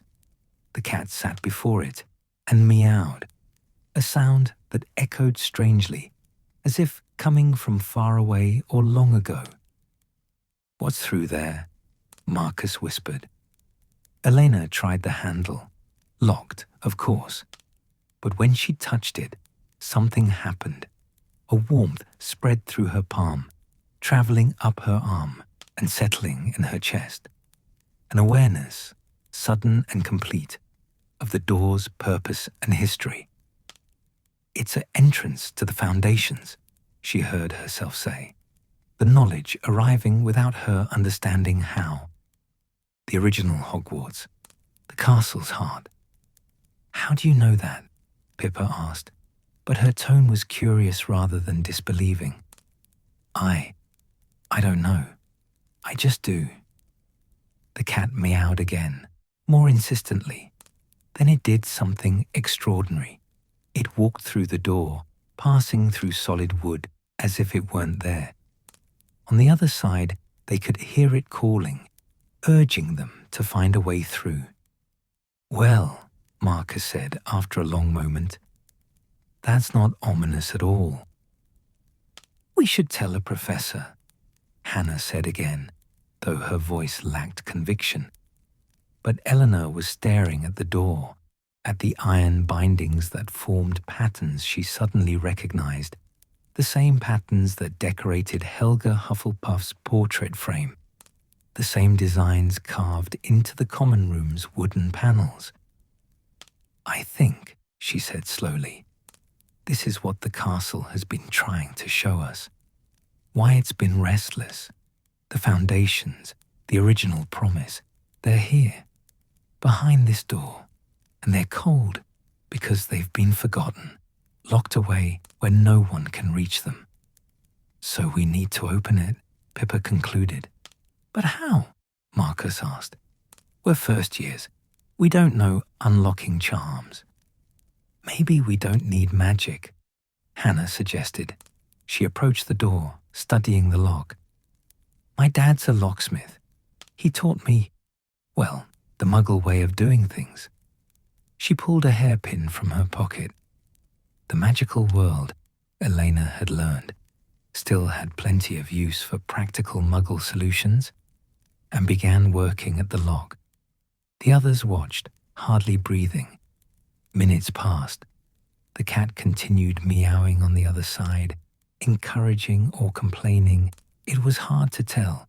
Then, with a click that sounded impossibly loud in the cold corridor, the lock gave way. Hannah pushed, and the door swung open on protesting hinges, revealing darkness beyond. The cat sat just inside, its form glowing faintly, providing the only light in what appeared to be a descending staircase. "Right," Marcus said, trying for bravery and almost succeeding. "Into the mysterious dark basement we go. What could possibly go wrong?" "Everything," Pippa said cheerfully. "But we're going anyway, aren't we?" Elena looked at her friends, at Marcus trying to hide his nervousness with jokes, at Pippa radiating calm determination, at Hannah quietly proud of her lock-picking success. They were 11 years old, first-year students, who'd barely mastered basic spells. They had no business investigating ancient castle foundations alone. But the cat was waiting. The castle was calling. And sometimes, Elena was learning, the right thing to do was also the slightly reckless thing. "Lumos," she said again, raising her wand. Her friends did the same, 4 points of light in the darkness.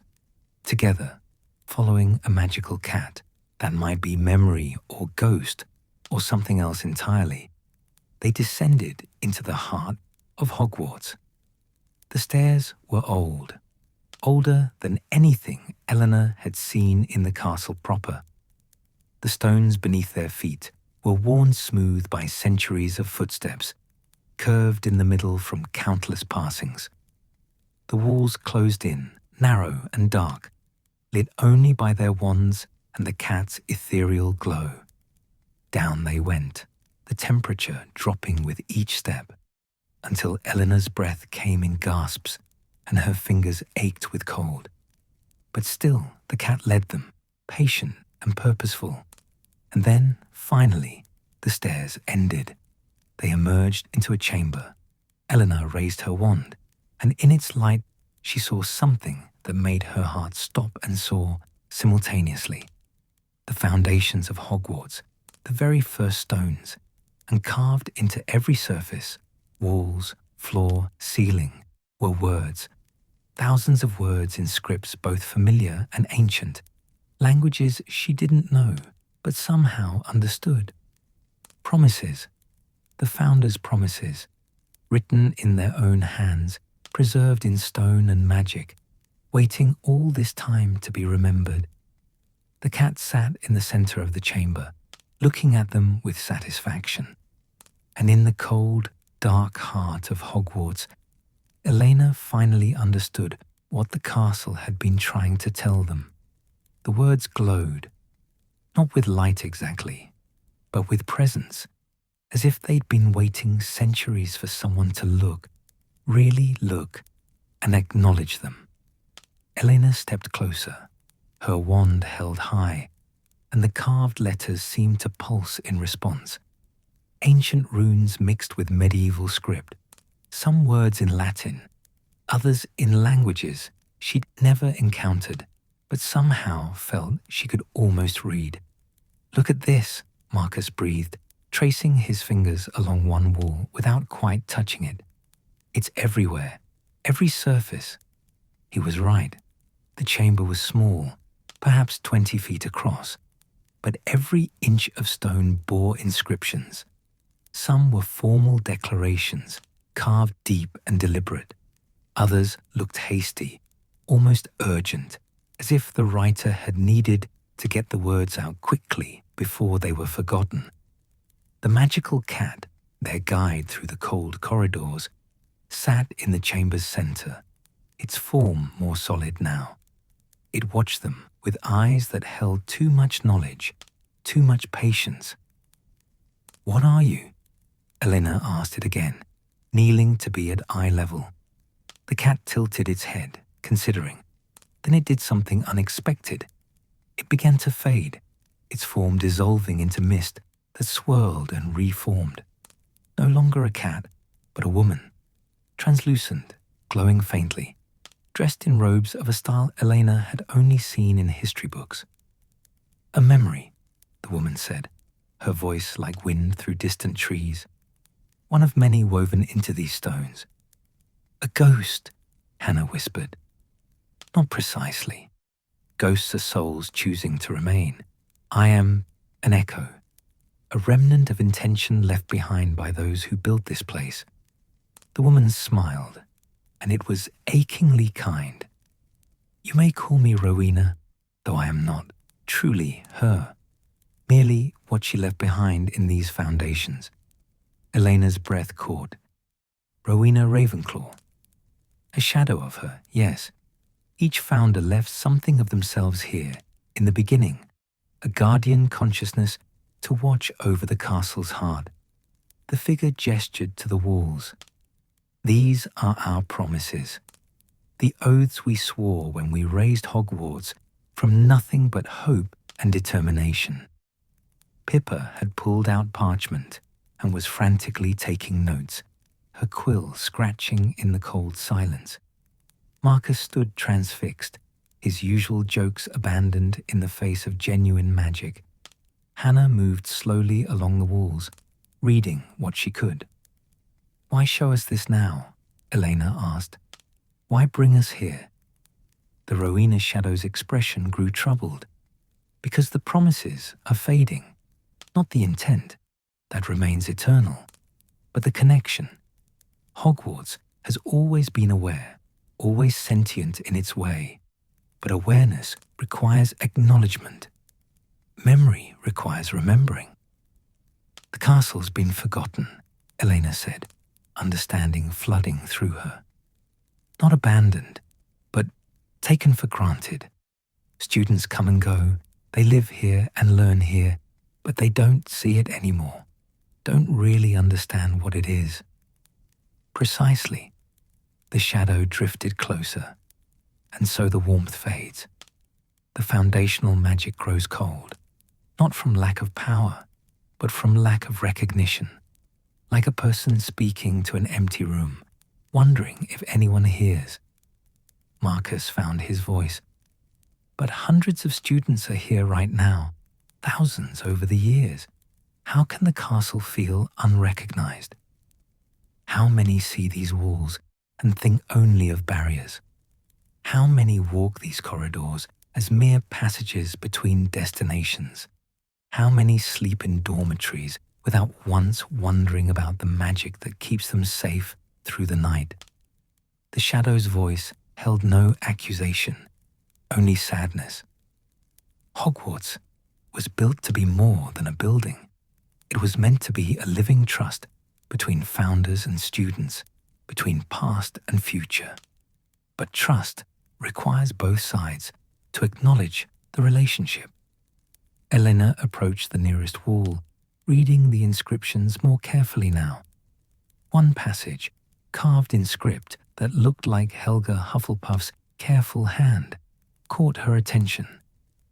"Let these stones remember what I promise, that no child shall be turned away who carries magic in their heart. Let these walls embrace all who enter seeking home. Let this foundation bear the weight of their fears and doubts, transforming burden into belonging. I promise that Hogwarts shall recognize each soul within its care, shall know them and keep them. But in return, let those souls see Hogwarts truly, not as edifice, but as guardian, not as place, but as promise kept." "In return," Elena read aloud. She knew, they all knew, the relationship goes both ways. "All magic does," the Rowena shadow said gently. "You cannot draw from a well without acknowledging its existence. You cannot be sheltered by walls without recognizing they stand for you." Pippa looked up from her notes. "So what happens if the connection keeps fading? If the castle continues being unrecognized?" The shadow was quiet for a long moment. "Nothing dramatic. No collapse. No disaster. Hogwarts will stand.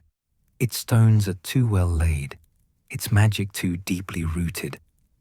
But it will become merely what you described. A building.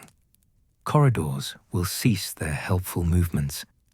The kitchen's warmth will diminish to ordinary heat. The portraits will grow silent, their painted wisdom unreachable. Safety will become simple walls rather than active protection. The magic will sleep," Hannah said softly. "Yes, not die, but sleep, waiting for someone to wake it again with genuine recognition." Elena felt something fierce and protective rise in her chest. No, Hogwarts had welcomed her when she'd felt so uncertain, had embraced her with warmth and safety when everything about the magical world had seemed overwhelming. The castle had been patient with her confusion, had revealed its secrets gradually, had made her feel, for the first time in her life, completely at home.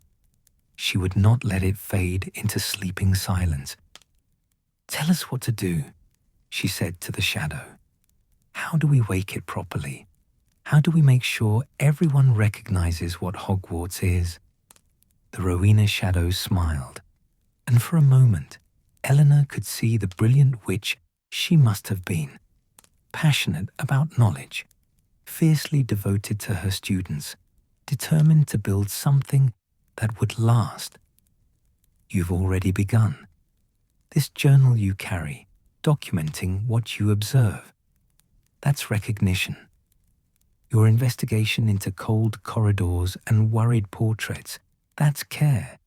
Your willingness to descend into forgotten chambers to understand, that's devotion." The shadow gestured to all four of them. "The castle chose well when it sent signs to you." "But we're just first years," Marcus protested. "4 students in a school of hundreds. How can we make enough difference?" "How does any change begin?" the shadow countered. "One person recognizing truth, then sharing it. One voice speaking, then others joining. You 4 have seen these promises now. You know what Hogwarts truly is. Share that knowledge. Help others see." "The other students," Pippa said thoughtfully, "we could organize something. Not a formal lesson. That would be boring. But experiences. Ways to help people really observe the castle." "Portrait interviews," Hannah suggested, warming to the idea. Students could talk to the painted residents, learn the castle's history from those who've watched it longest. "Exploration clubs," Marcus added, "guided walks through lesser-known areas, showing the details people usually miss." Elena's mind was racing. "And documentation. We could create a collective chronicle, everyone contributing observations, experiences, moments when they felt the castle respond to them. Proof that Hogwarts is aware and active." The Rowena shadow nodded approval. "You understand, it needn't be grand gestures. Small recognitions accumulate into great acknowledgement. Each student who truly sees the castle strengthens the connection." "But the professors," Pippa said, "won't they want to know why we're suddenly organizing all this? We can't exactly explain about ancient promises and fading magic without sounding mad. Can't we?" The shadow gestured to the chamber. "This room isn't forbidden. The door was locked through neglect, not prohibition.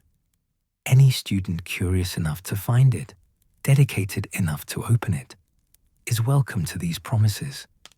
That was always the intent, that each generation would discover anew what Hogwarts is meant to be." Eleanor looked at her friends, seeing her own determination reflected in their faces. They'd stumbled into this investigation through curiosity and chance, but now it felt like purpose, like something they were meant to do. "We'll need help," she said practically. "We can't reach all the students ourselves." "Start with your house," the shadow suggested. "Hufflepuff understands loyalty and dedication. They'll grasp this quickly, then let the knowledge spread naturally, house to house, friend to friend." The cat form materialized again beside the shadow, rubbing against her translucent robes. "My guide here will show you back. But first," the shadow raised one hand, and the inscriptions on the walls blazed briefly with golden light. "Let the promises remember you.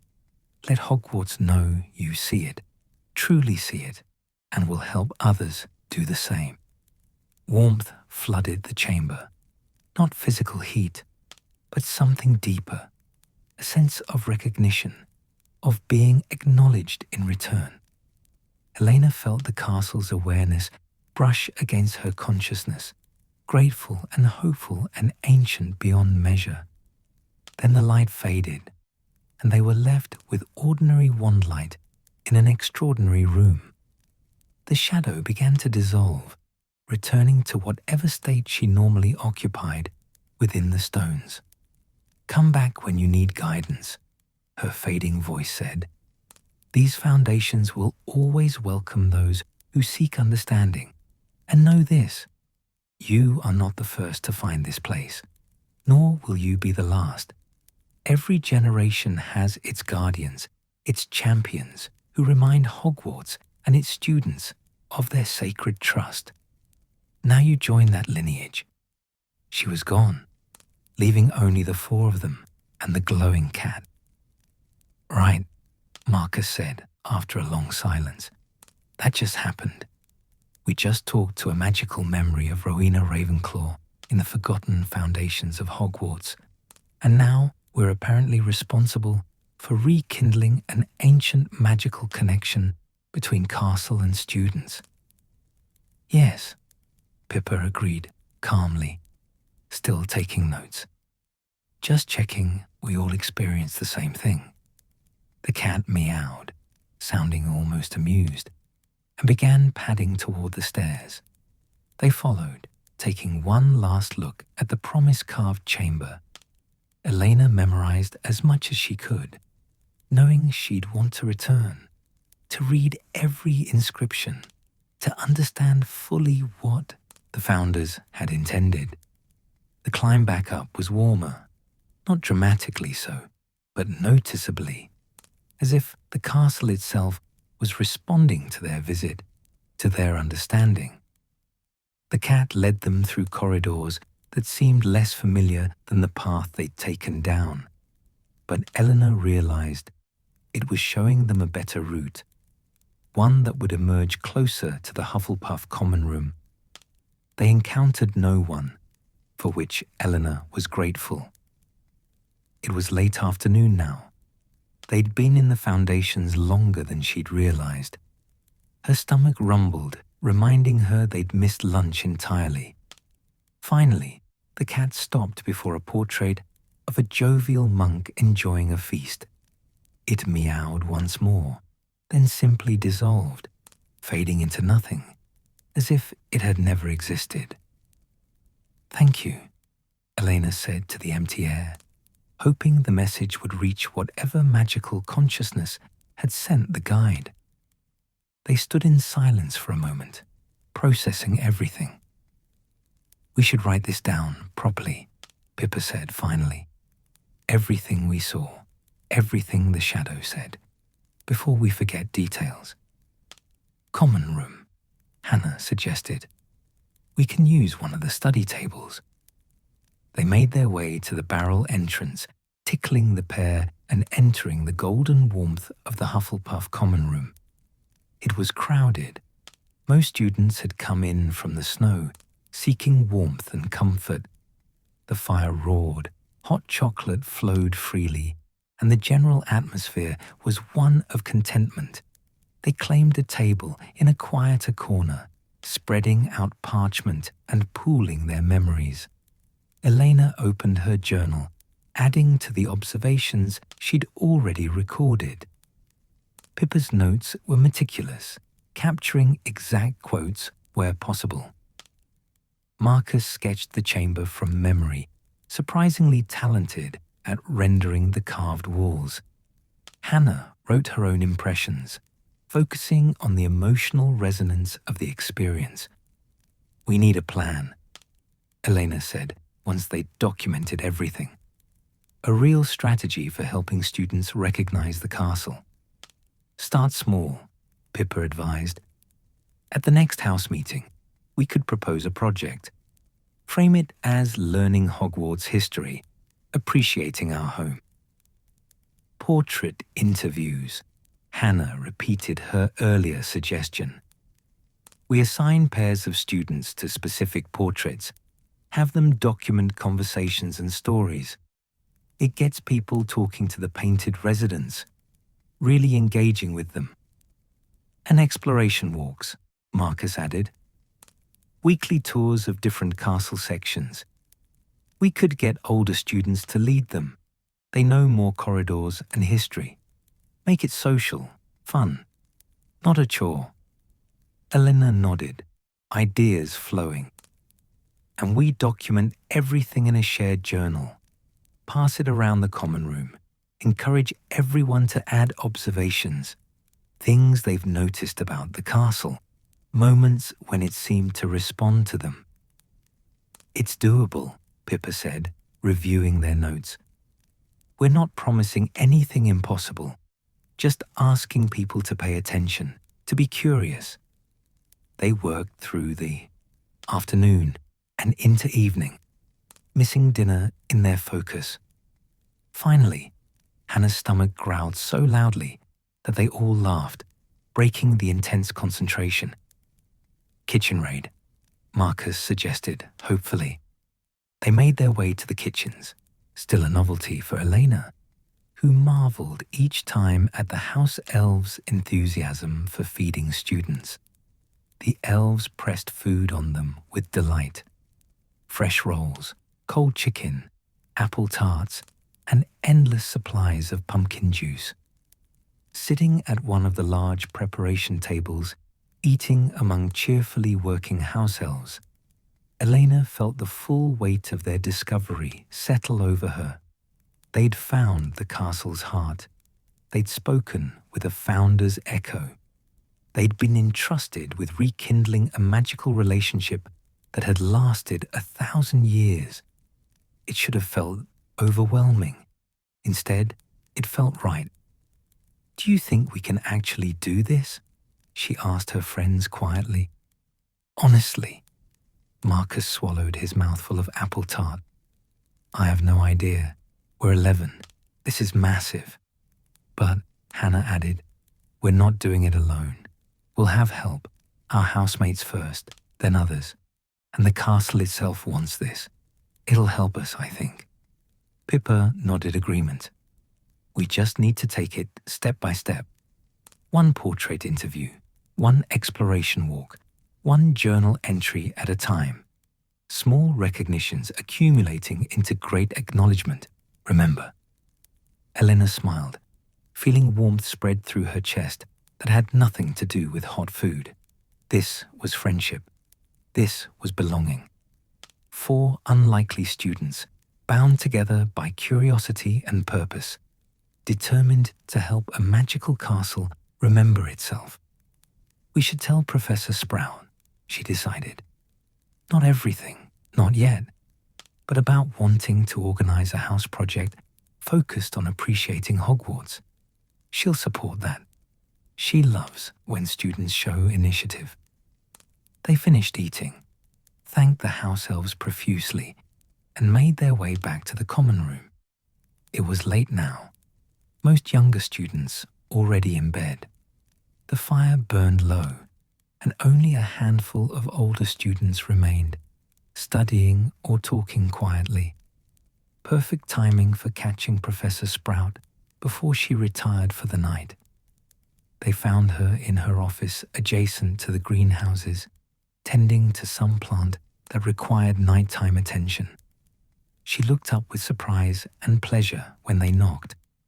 "Elena, Marcus, Pippa, Hannah, what brings you here so late?" Elena took a breath.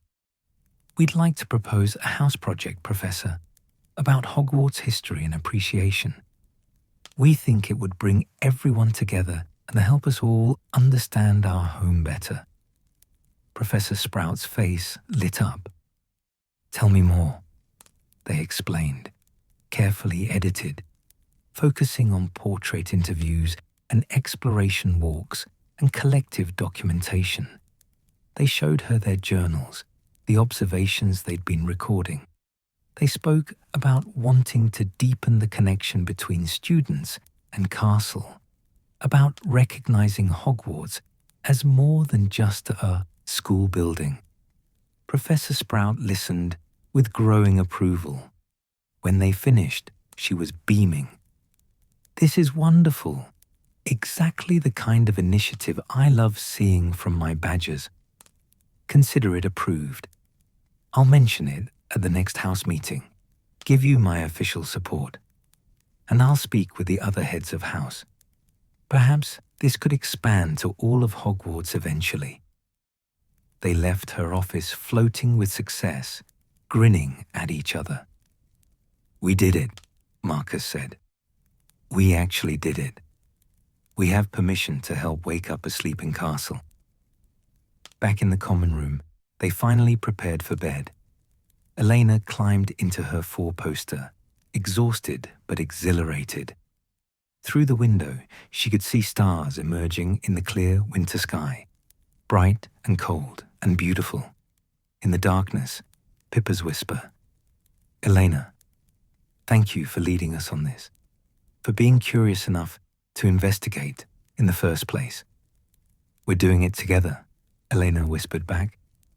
"Yes, but you saw it first. The mystery, the possibility." Elena smiled into her pillow. "Then we're lucky we found each other." Sleep came easily, dreams filled with carved promises and glowing cats, with magical warmth spreading through ancient stones, with a castle slowly waking to recognition.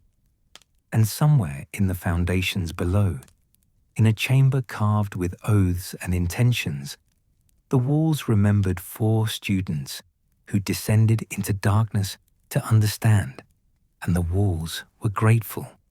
February arrived with wind that howled through the castle like a living thing. Eleanor stood at the Hufflepuff common room window, watching trees bend and sway across the grounds. The snow had mostly melted, leaving behind brown grass and grey skies that promised more storms. It had been 6 weeks since their discovery of the foundation chamber. 6 weeks of careful work to awaken student interest in the castle itself. And it was working. Behind her, the common room buzzed with activity that had nothing to do with homework. Small groups clustered around tables, comparing notes from portrait interviews. A pair of third years were sketching architectural details they'd noticed during last week's exploration walk. Someone had started a map project, documenting secret passages and forgotten rooms, and at least a dozen students were contributing. The shared journal, no longer just hers, but belonging to all of Hufflepuff, now filled 3 volumes. Students wrote about staircases that appeared when needed, about suits of armor offering directions, about finding perfect study spots in previously unknown alcoves. Each entry was an act of recognition, a moment of seeing the castle truly. "Elena," Marcus waved from across the room, "come look at this." She made her way over, stepping around students sprawled on cushions and navigating between overcrowded tables. Marcus, Pippa, and Hannah had claimed their usual spot near the fireplace, surrounded by parchment and open books. Cedric just got back from interviewing the E.In. portrait of Vindictus Viridian, Marcus said excitedly. Cedric Diggory, a friendly third year who'd enthusiastically joined their project, nodded in agreement. "Tell her what he said." Cedric consulted his notes. Viridian mentioned that the staircases have been moving differently. Not randomly anymore, but with purpose.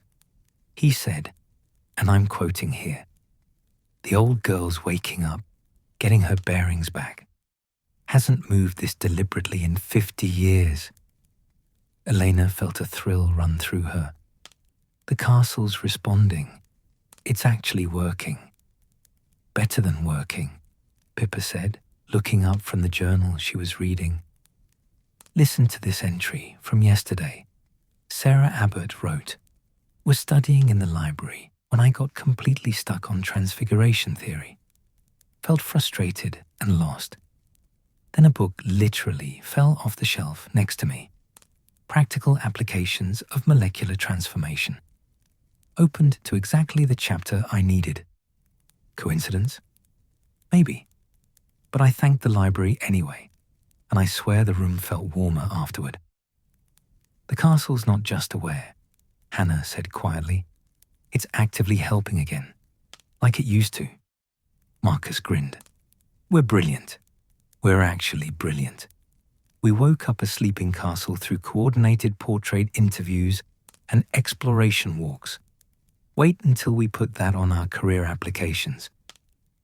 I don't think the ministry has a department for that, Pippa said, but she was smiling. Elena settled onto a cushion, accepting the cup of tea Hannah handed her.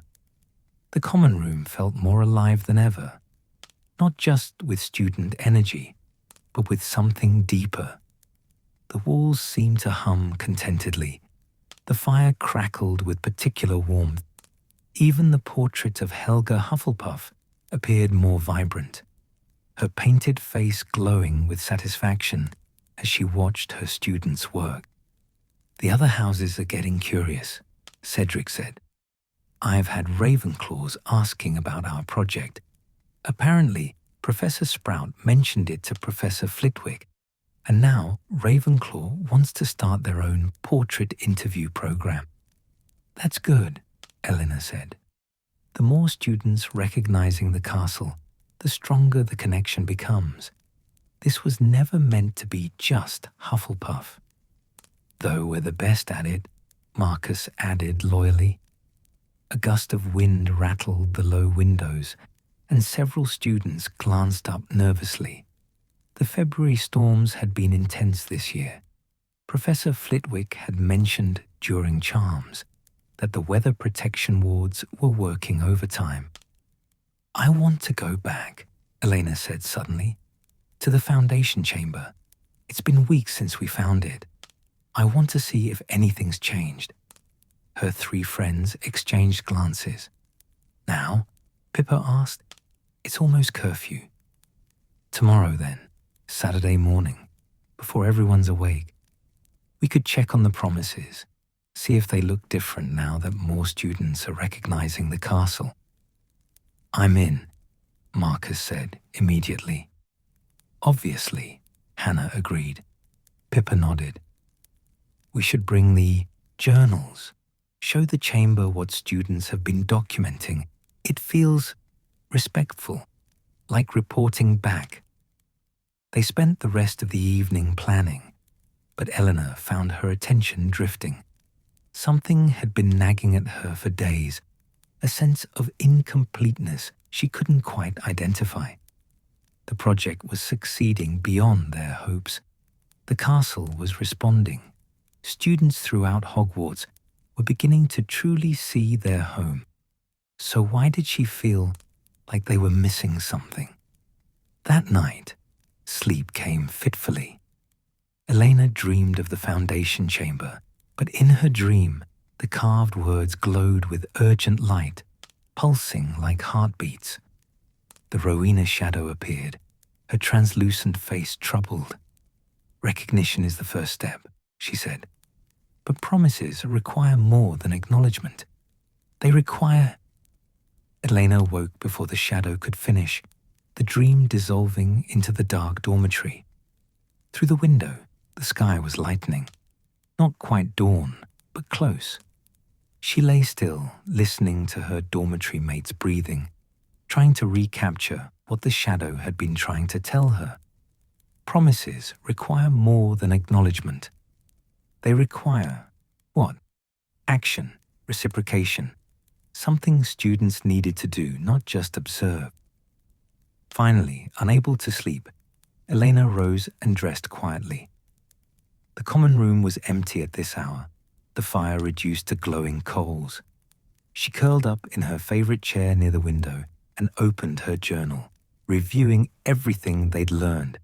The founder's promises, home, safety, belonging, recognition, student responses, interviews, exploration, documentation, gratitude. The castle's awakening, helpful movements, responsive magic, renewed warmth. But something was still missing. Some final piece that would complete the circuit between foundation and student, between promise given and promise kept. Can't sleep either. Eleanor jumped, turning to find Hannah emerging from the girls' dormitory, wrapped in a dressing gown and looking equally thoughtful. Bad dreams, Eleanor admitted. Well, not bad exactly. Just incomplete.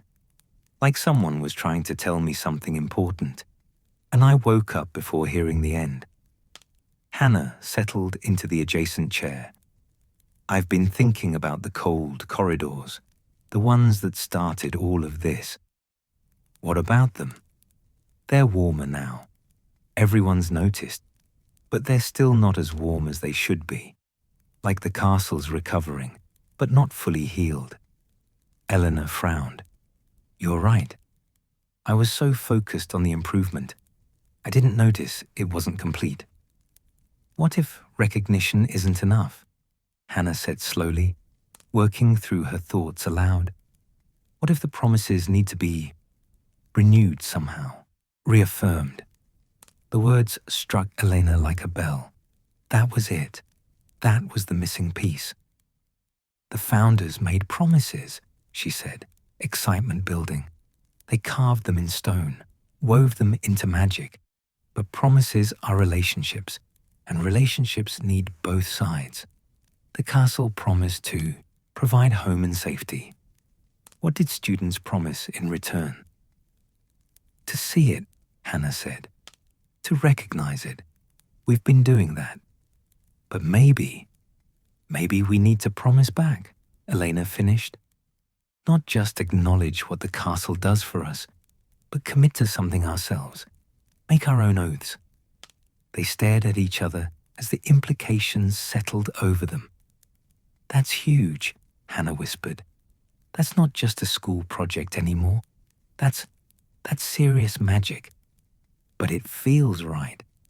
Eleanor stood, pacing in her excitement. The Rowena Shadow said every generation has guardians, champions who remind Hogwarts and students of their sacred trust. Trust goes both ways. We've been helping students see the castle. Now we need to help them commit to it. How? Elena thought furiously. A ceremony, something formal but accessible, where students can make their own promises to Hogwarts, to care for it, to honor it, to maintain the connection. Not everyone has to participate, but it should be available to those who want to deepen their relationship with the castle. Hannah nodded slowly. We'd need help. This is beyond what 4 first years can organize alone. Then we ask for help. Professor Sprout, the older students, maybe even the other houses. This should involve all of Hogwarts, not just Hufflepuff.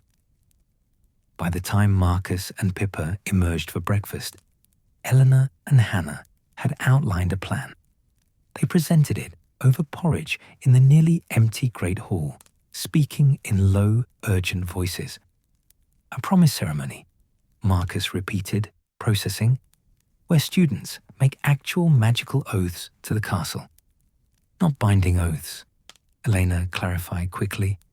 Nothing dark or compulsory, just declarations of intent, stating aloud what we're willing to do to honor Hogwarts and maintain the connection the founders established.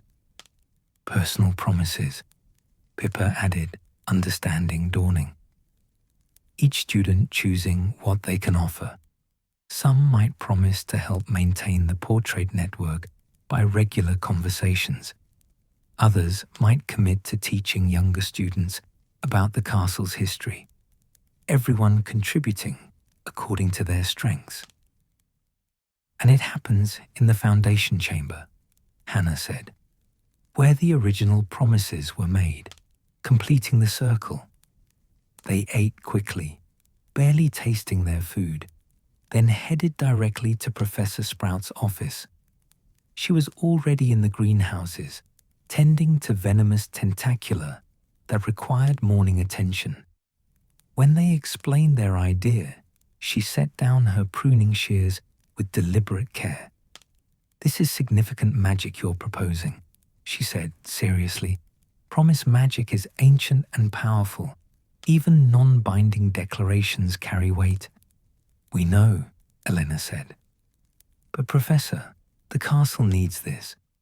Recognition has helped, but it's not complete. The foundation chamber showed us the founders' promises. Students need to make their own. Professor Sprout studied them for a long moment, her usually cheerful face grave with consideration. Then she smiled. Sometimes, first years see things we've overlooked. Very well, I'll support this, but we do it properly. I'll speak with the headmaster and the other heads of house.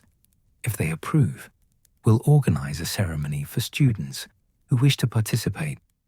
No pressure, no requirements, purely voluntary. Thank you, Elena breathed. Don't thank me yet.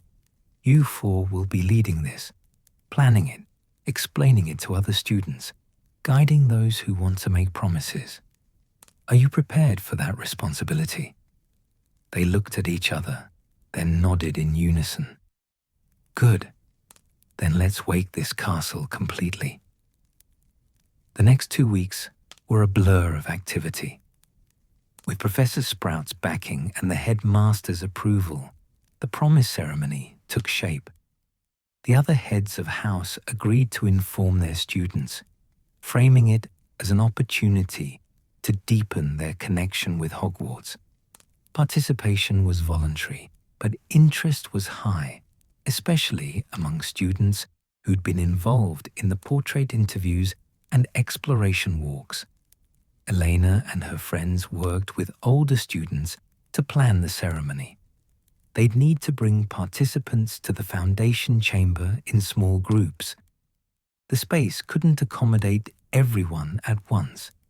They'd need to explain the founders' original promises so students understood what they were responding to, and they'd need to create a structure that felt meaningful without being overly formal or intimidating. Cedric Diggory helped design a simple ritual. Students would enter the chamber, read the wall inscriptions, and then speak their personal promises aloud. No specific words required. Each person would declare what felt true for them.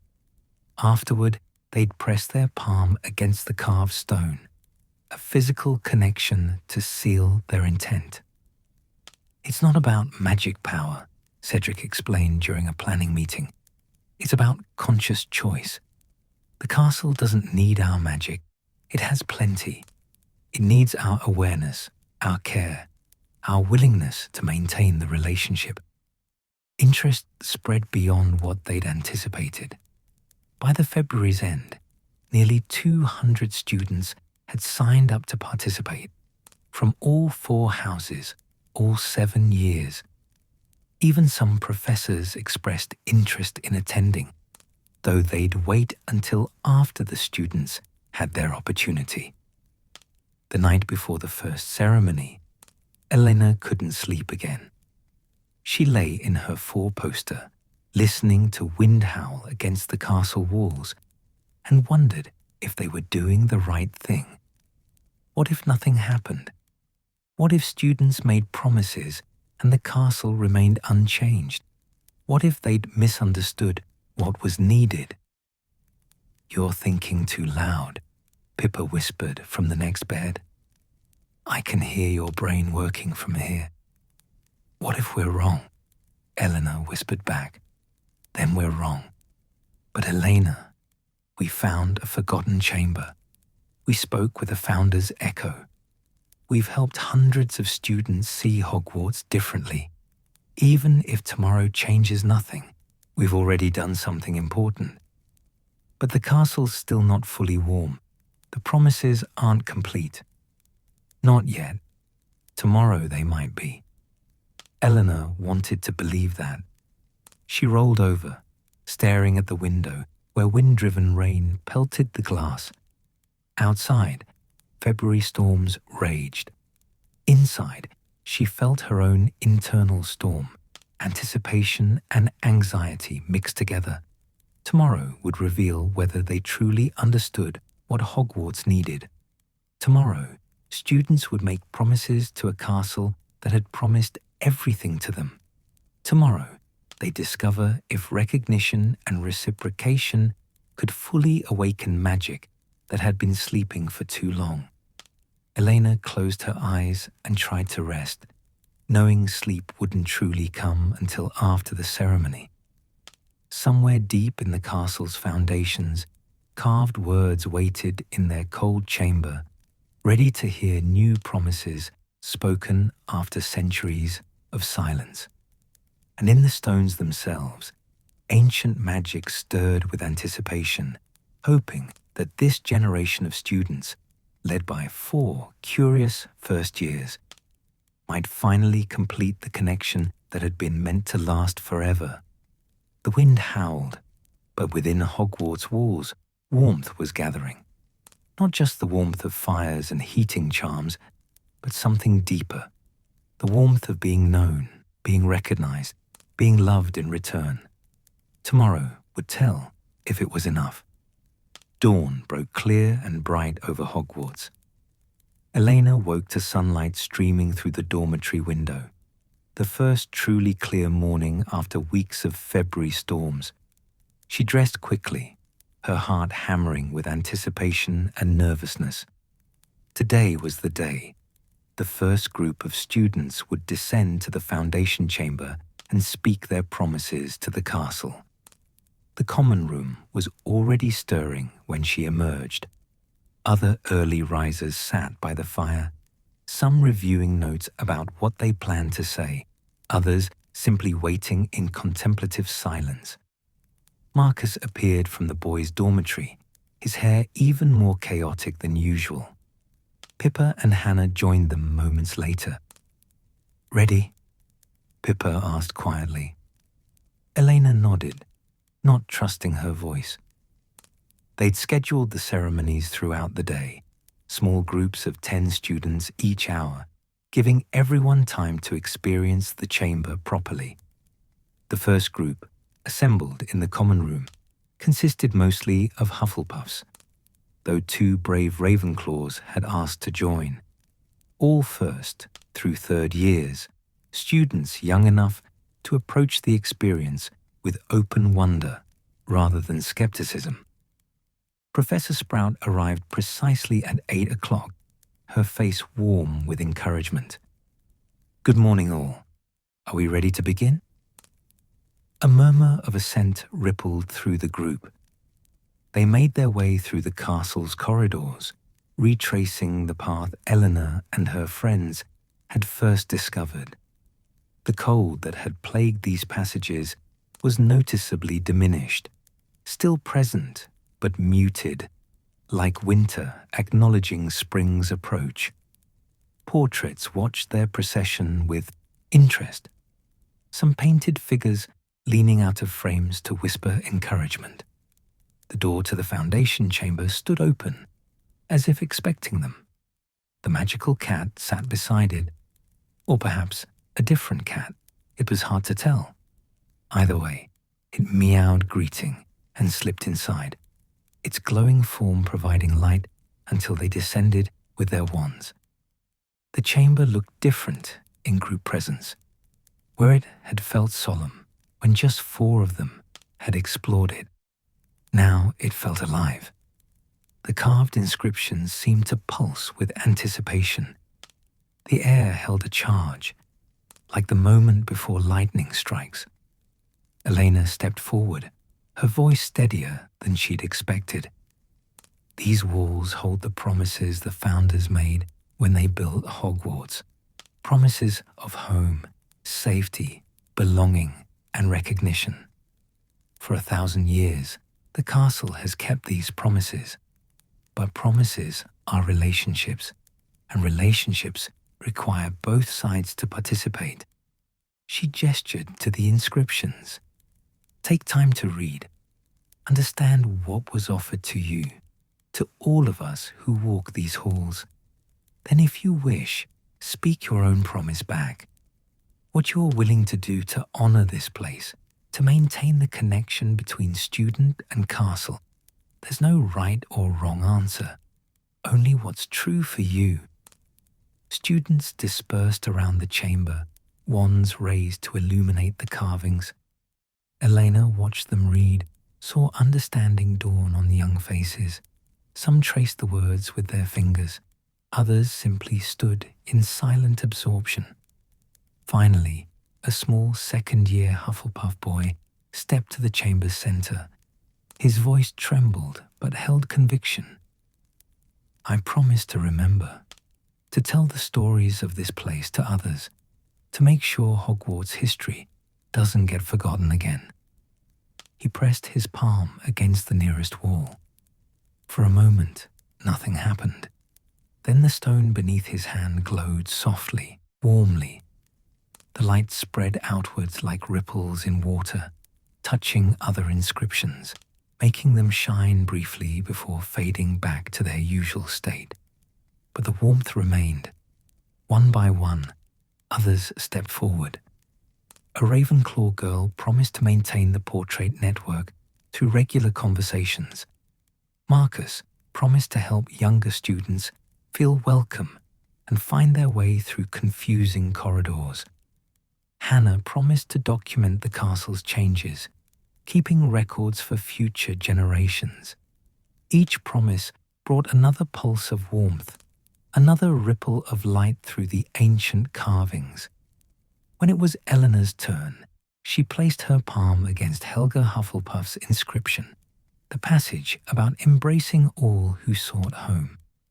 The words she'd been composing for weeks rose naturally to her lips.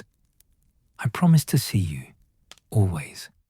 Not just as a building, but as a guardian, a protector, a home that chose to shelter us.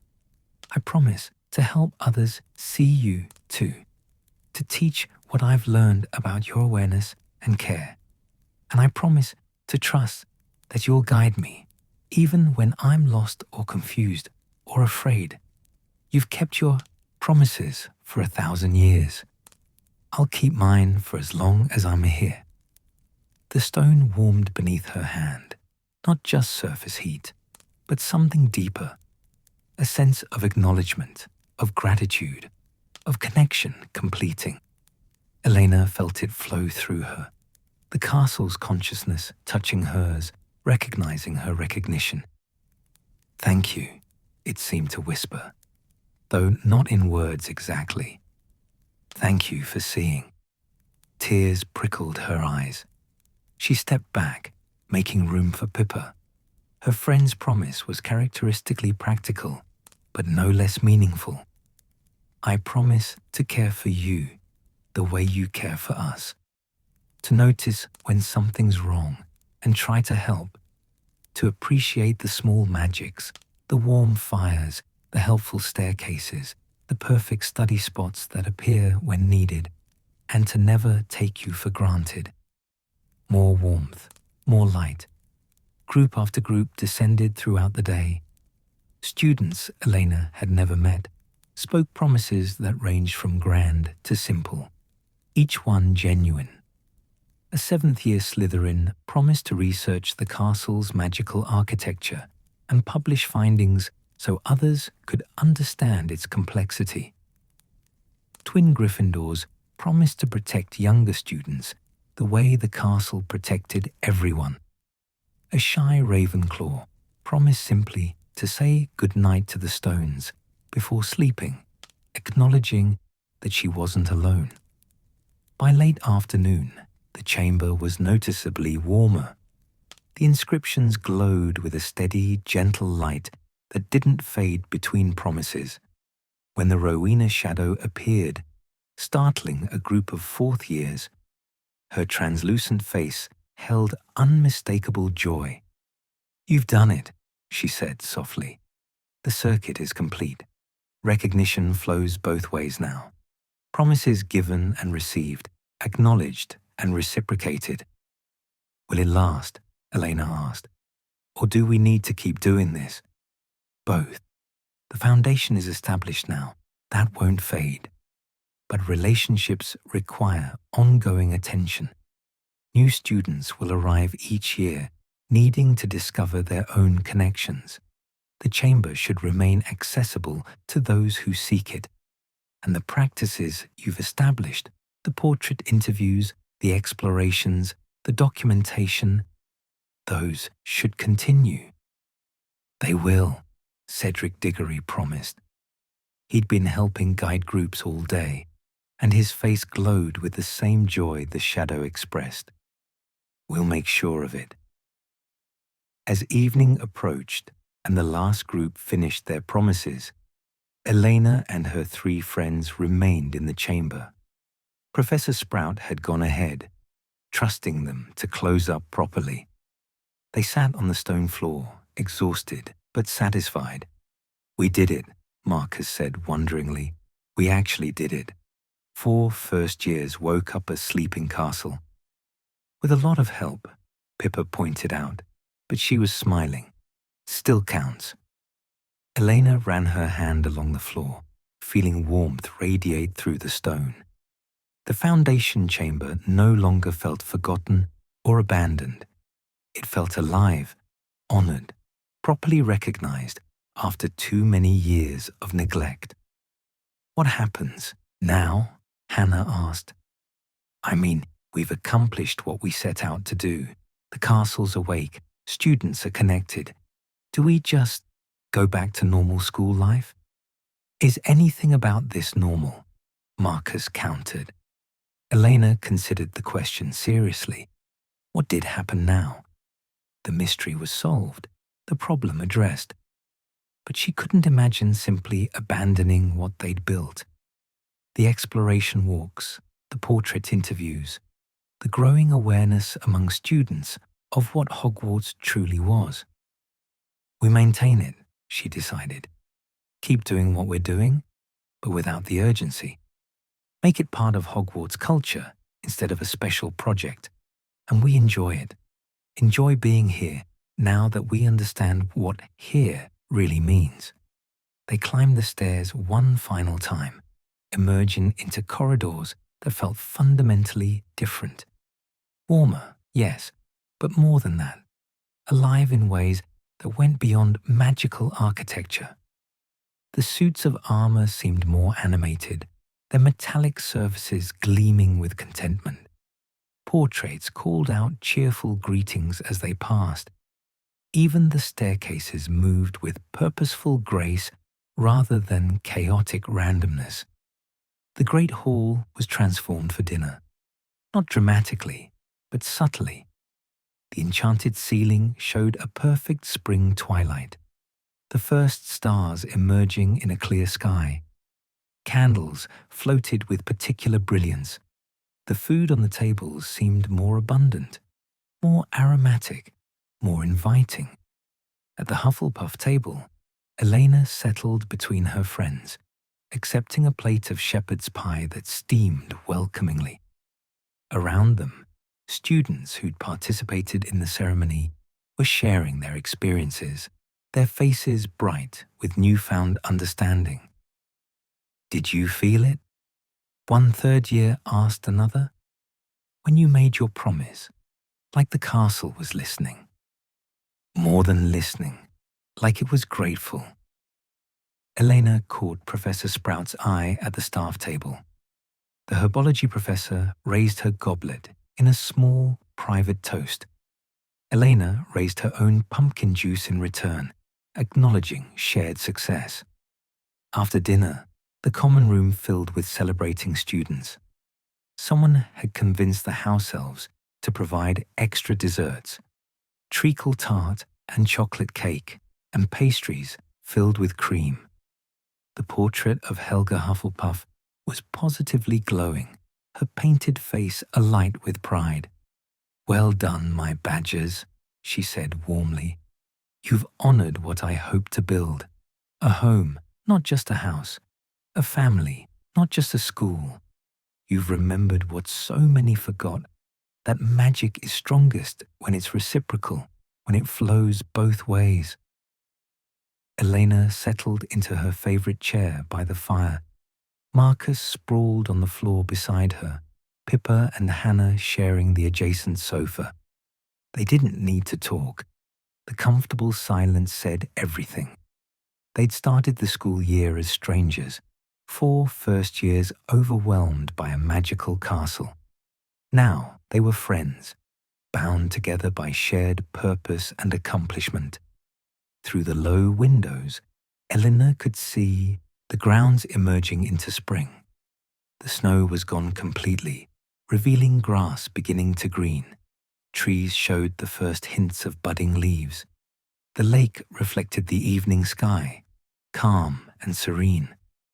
"I've been thinking," Pippa said eventually, "about next year and the years after. We'll keep exploring Hogwarts, keep learning its secrets, but we'll also just live here, make memories that have nothing to do with magical mysteries." "Like what?" Marcus asked. "Like joining clubs, trying out for Quidditch, studying for exams. Actual studying, not just when we're stressed. Making friends beyond our little group, being normal students, while also being guardians of an ancient magical castle," Hannah added, smiling. "That too." Elena liked the sound of that, balance between purpose and play, between responsibility and joy. They'd always remember what Hogwarts truly was, but they didn't need to make it their entire identity. As the evening deepened, students drifted toward dormitories. Elena and her friends were among the last to leave the common room. Banking the fire and straightening cushions out of habit, the portrait of Helga Hufflepuff watched them with fondness. "Sleep well, dears," she said softly, "and thank you for everything." The dormitory was peaceful when Eleanor finally climbed into bed. Through the window, she could see the moon rising over the lake, nearly full, painting everything in silver light. The warming pan between her sheets radiated perfect heat. The mattress cradled her with familiar comfort. For the first time since September, Elena felt completely at peace. No mysteries nagging at her attention, no urgent investigations requiring her focus. Just the quiet satisfaction of work completed, promises kept, connections maintained. She thought back over the year, how lost she'd felt those first weeks, how overwhelming everything had seemed. The castle that had confused and intimidated her had become home in every sense, not despite its magic, but because of it, because she'd learned to recognize and honor what it offered. "Elena," Pippa's whisper carried across the space between their beds. "Are you awake?" I'm glad we're friends. I'm glad we did this together." "Me too. Do you think we'll ever have another adventure like this?" Elena smiled into her pillow. "I don't know. Maybe. Or maybe this was our big one, and everything else will be smaller. But either way, we have each other. That's its own kind of magic." Pippa's soft laugh agreed. Around them, the dormitory settled into sleep.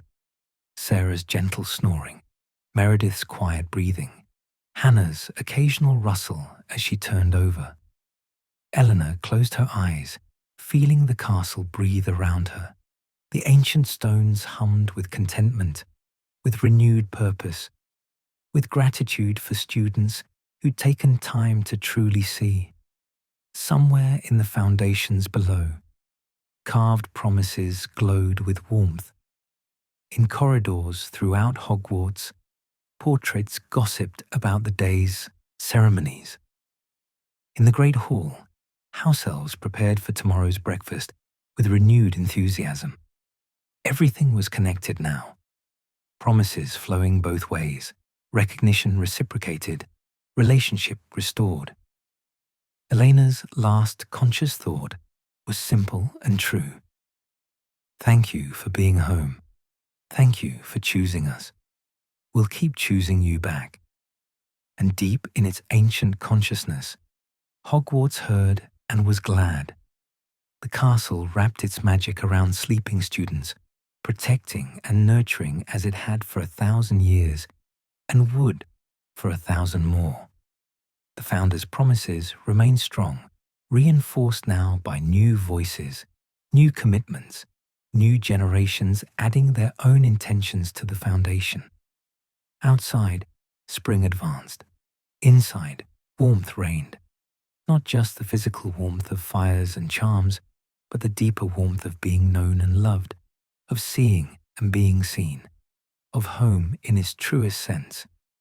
The enchanted evening had given way to peaceful night, and in the heart of Hogwarts, 4 first-year students slept deeply, their dreams filled with light and promise, and the quiet joy of belonging exactly where they were meant to be. Epilogue. 3 months later, end of first year, Elena stood at the Hufflepuff common room window one final time, watching students load trunks onto the Hogwarts Express.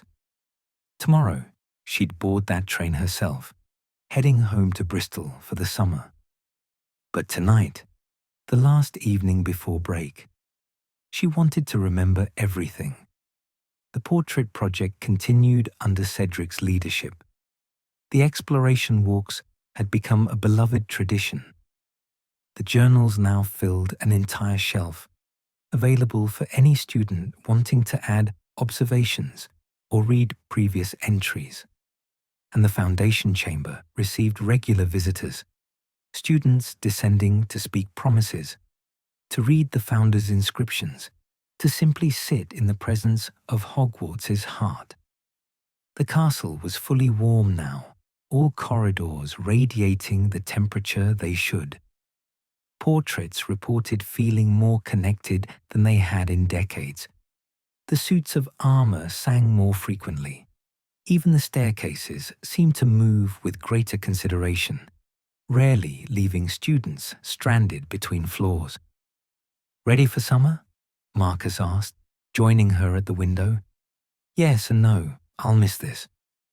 We'll be back in September, and Hogwarts will remember us." That was true. The castle knew them now, really knew them.